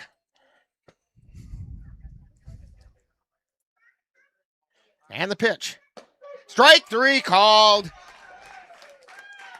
And that's going to do it. Final score in this one, the Eau Claire Bears 10, Cavaliers 1, and we'll have all the totals for you coming up in Talkin' Baseball right after this timeout on NLWN-TV. You've been watching Eau Claire Cavalier Baseball on NLWN-TV. This copyrighted presentation has been a production of the Northern Light Webcasting Network in conjunction with the Eau Claire Cavaliers and is intended for the enjoyment of the viewing and listening audience. Any broadcast, rebroadcast, or reproduction in any form without the express written consent of the Northern Light Webcasting Network LLC and the Eau Claire Cavaliers is prohibited. Stay tuned. Coming up next is Talkin' Baseball with a look back at today's game.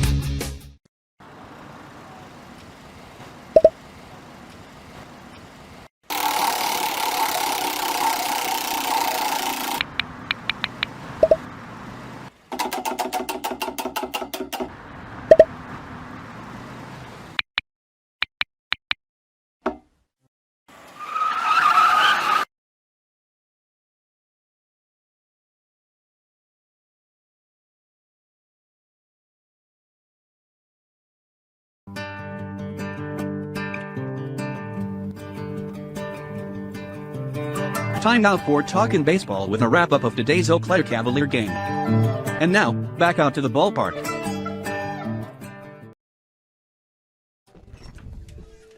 And we're back here at the Marine Credit Union broadcast facility in Carson Park, as we're going to be talking a little baseball as the Cavaliers fall to the Eau Claire Bears by a score of 10-1. The Cavs had 1 run on 6 hits, but they committed 5 errors. That really didn't help come that sixth inning. 6-run 6th inning for the Bears. And the Bears had 10 runs on 10 hits. They did commit 1 error. The winning pitcher in tonight's game was Tyler Gray. He went 8 innings, gave up that 1 run. It was earned on 6 hits, walked 2, and struck out 8. For the Cavaliers, the losing pitcher was Mason Yarrington. His record is going to go to 2-1. He went 5 2/3 innings, gave up 7 runs, only 4 of which were earned on 6 hits. He walked 4 and struck out 2. And it's actually kind of a shame because he ended up throwing a lot more pitches than he needed to because of that 6-run 6th inning. And going into that, he had been very effective and had things pretty well under control. Jay? Yeah, and it's hard to win when you've got 5 errors and some good hitting out of a couple of players.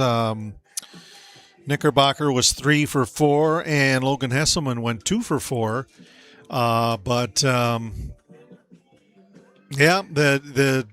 defensive lapses tonight caused some issues.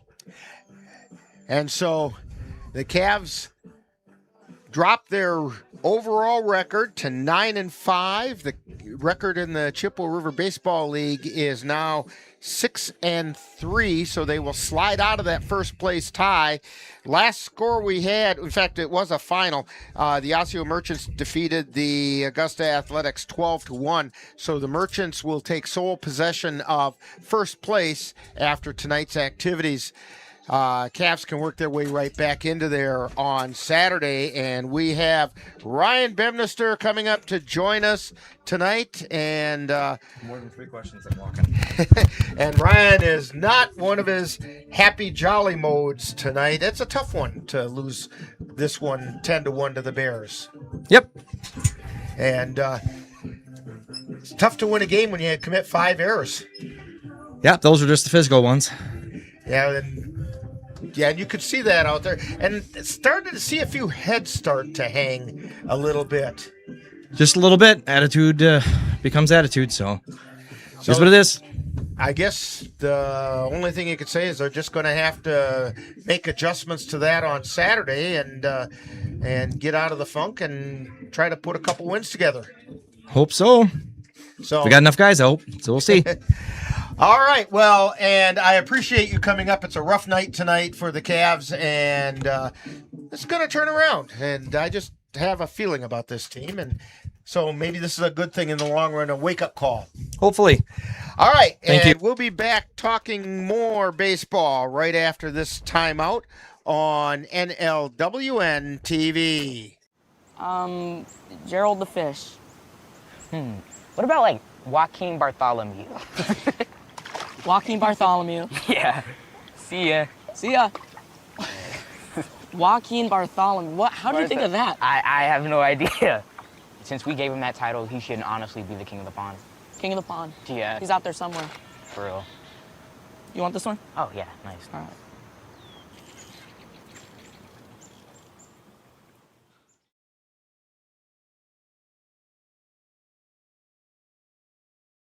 And we're back here in the Marine Credit Union broadcast facility at Carson Park as the Cavaliers fall to the Eau Claire Bears by a score of 10-1.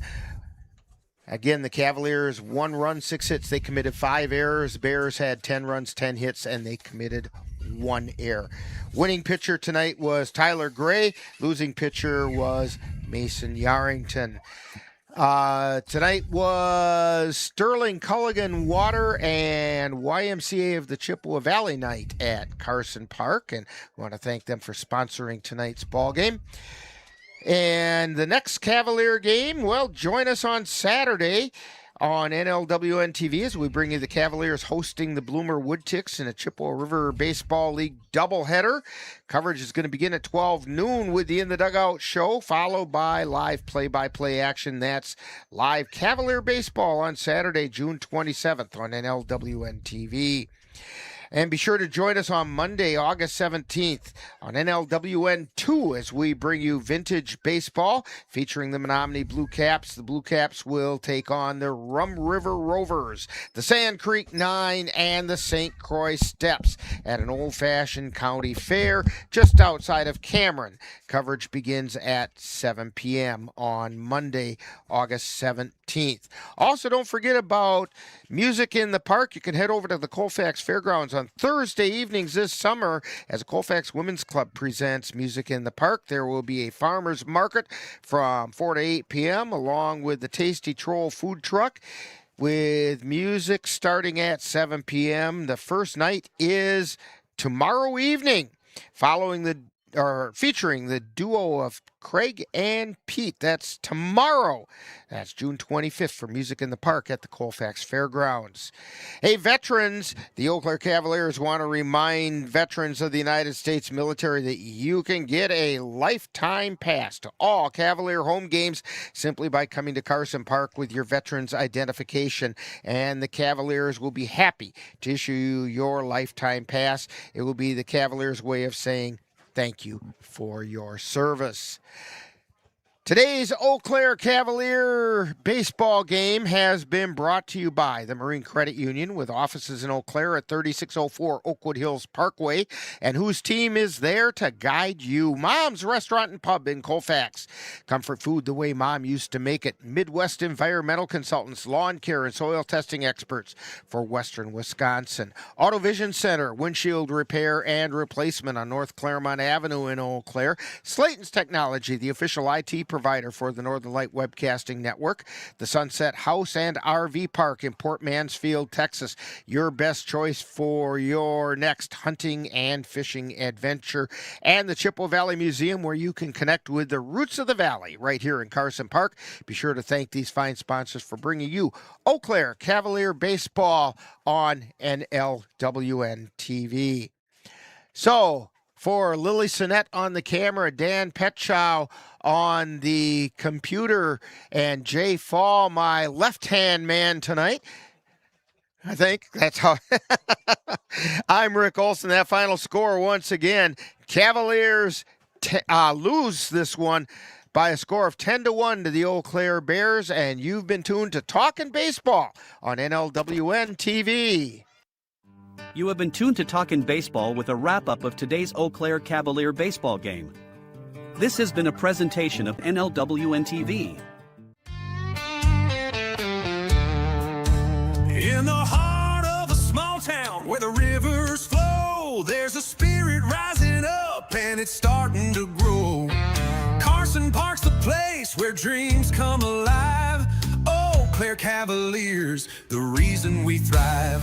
With the crack of the bat and the roar of the crowd, we spell baseball magic and we shout it out loud. For over 50 years of history, pride and cheer. In this town, we're all family, the love sincere. Eau Claire Cavaliers, we wear it with pride. Big time baseball in a small town ride. From the bases to the bleachers, hear the fans sing. For the love of the game, together we bring. In this town standing tall, we always belong. With Eau Claire Cavaliers, we'll keep singing our song. Through the ups and the downs, we'll face every fight. With grit in our hearts, we'll shine ever bright. Eau Claire Cavaliers, we wear it with pride. Big time baseball in a small town ride. From the bases to the bleachers, hear the fans sing. For the love of the game, together we bring.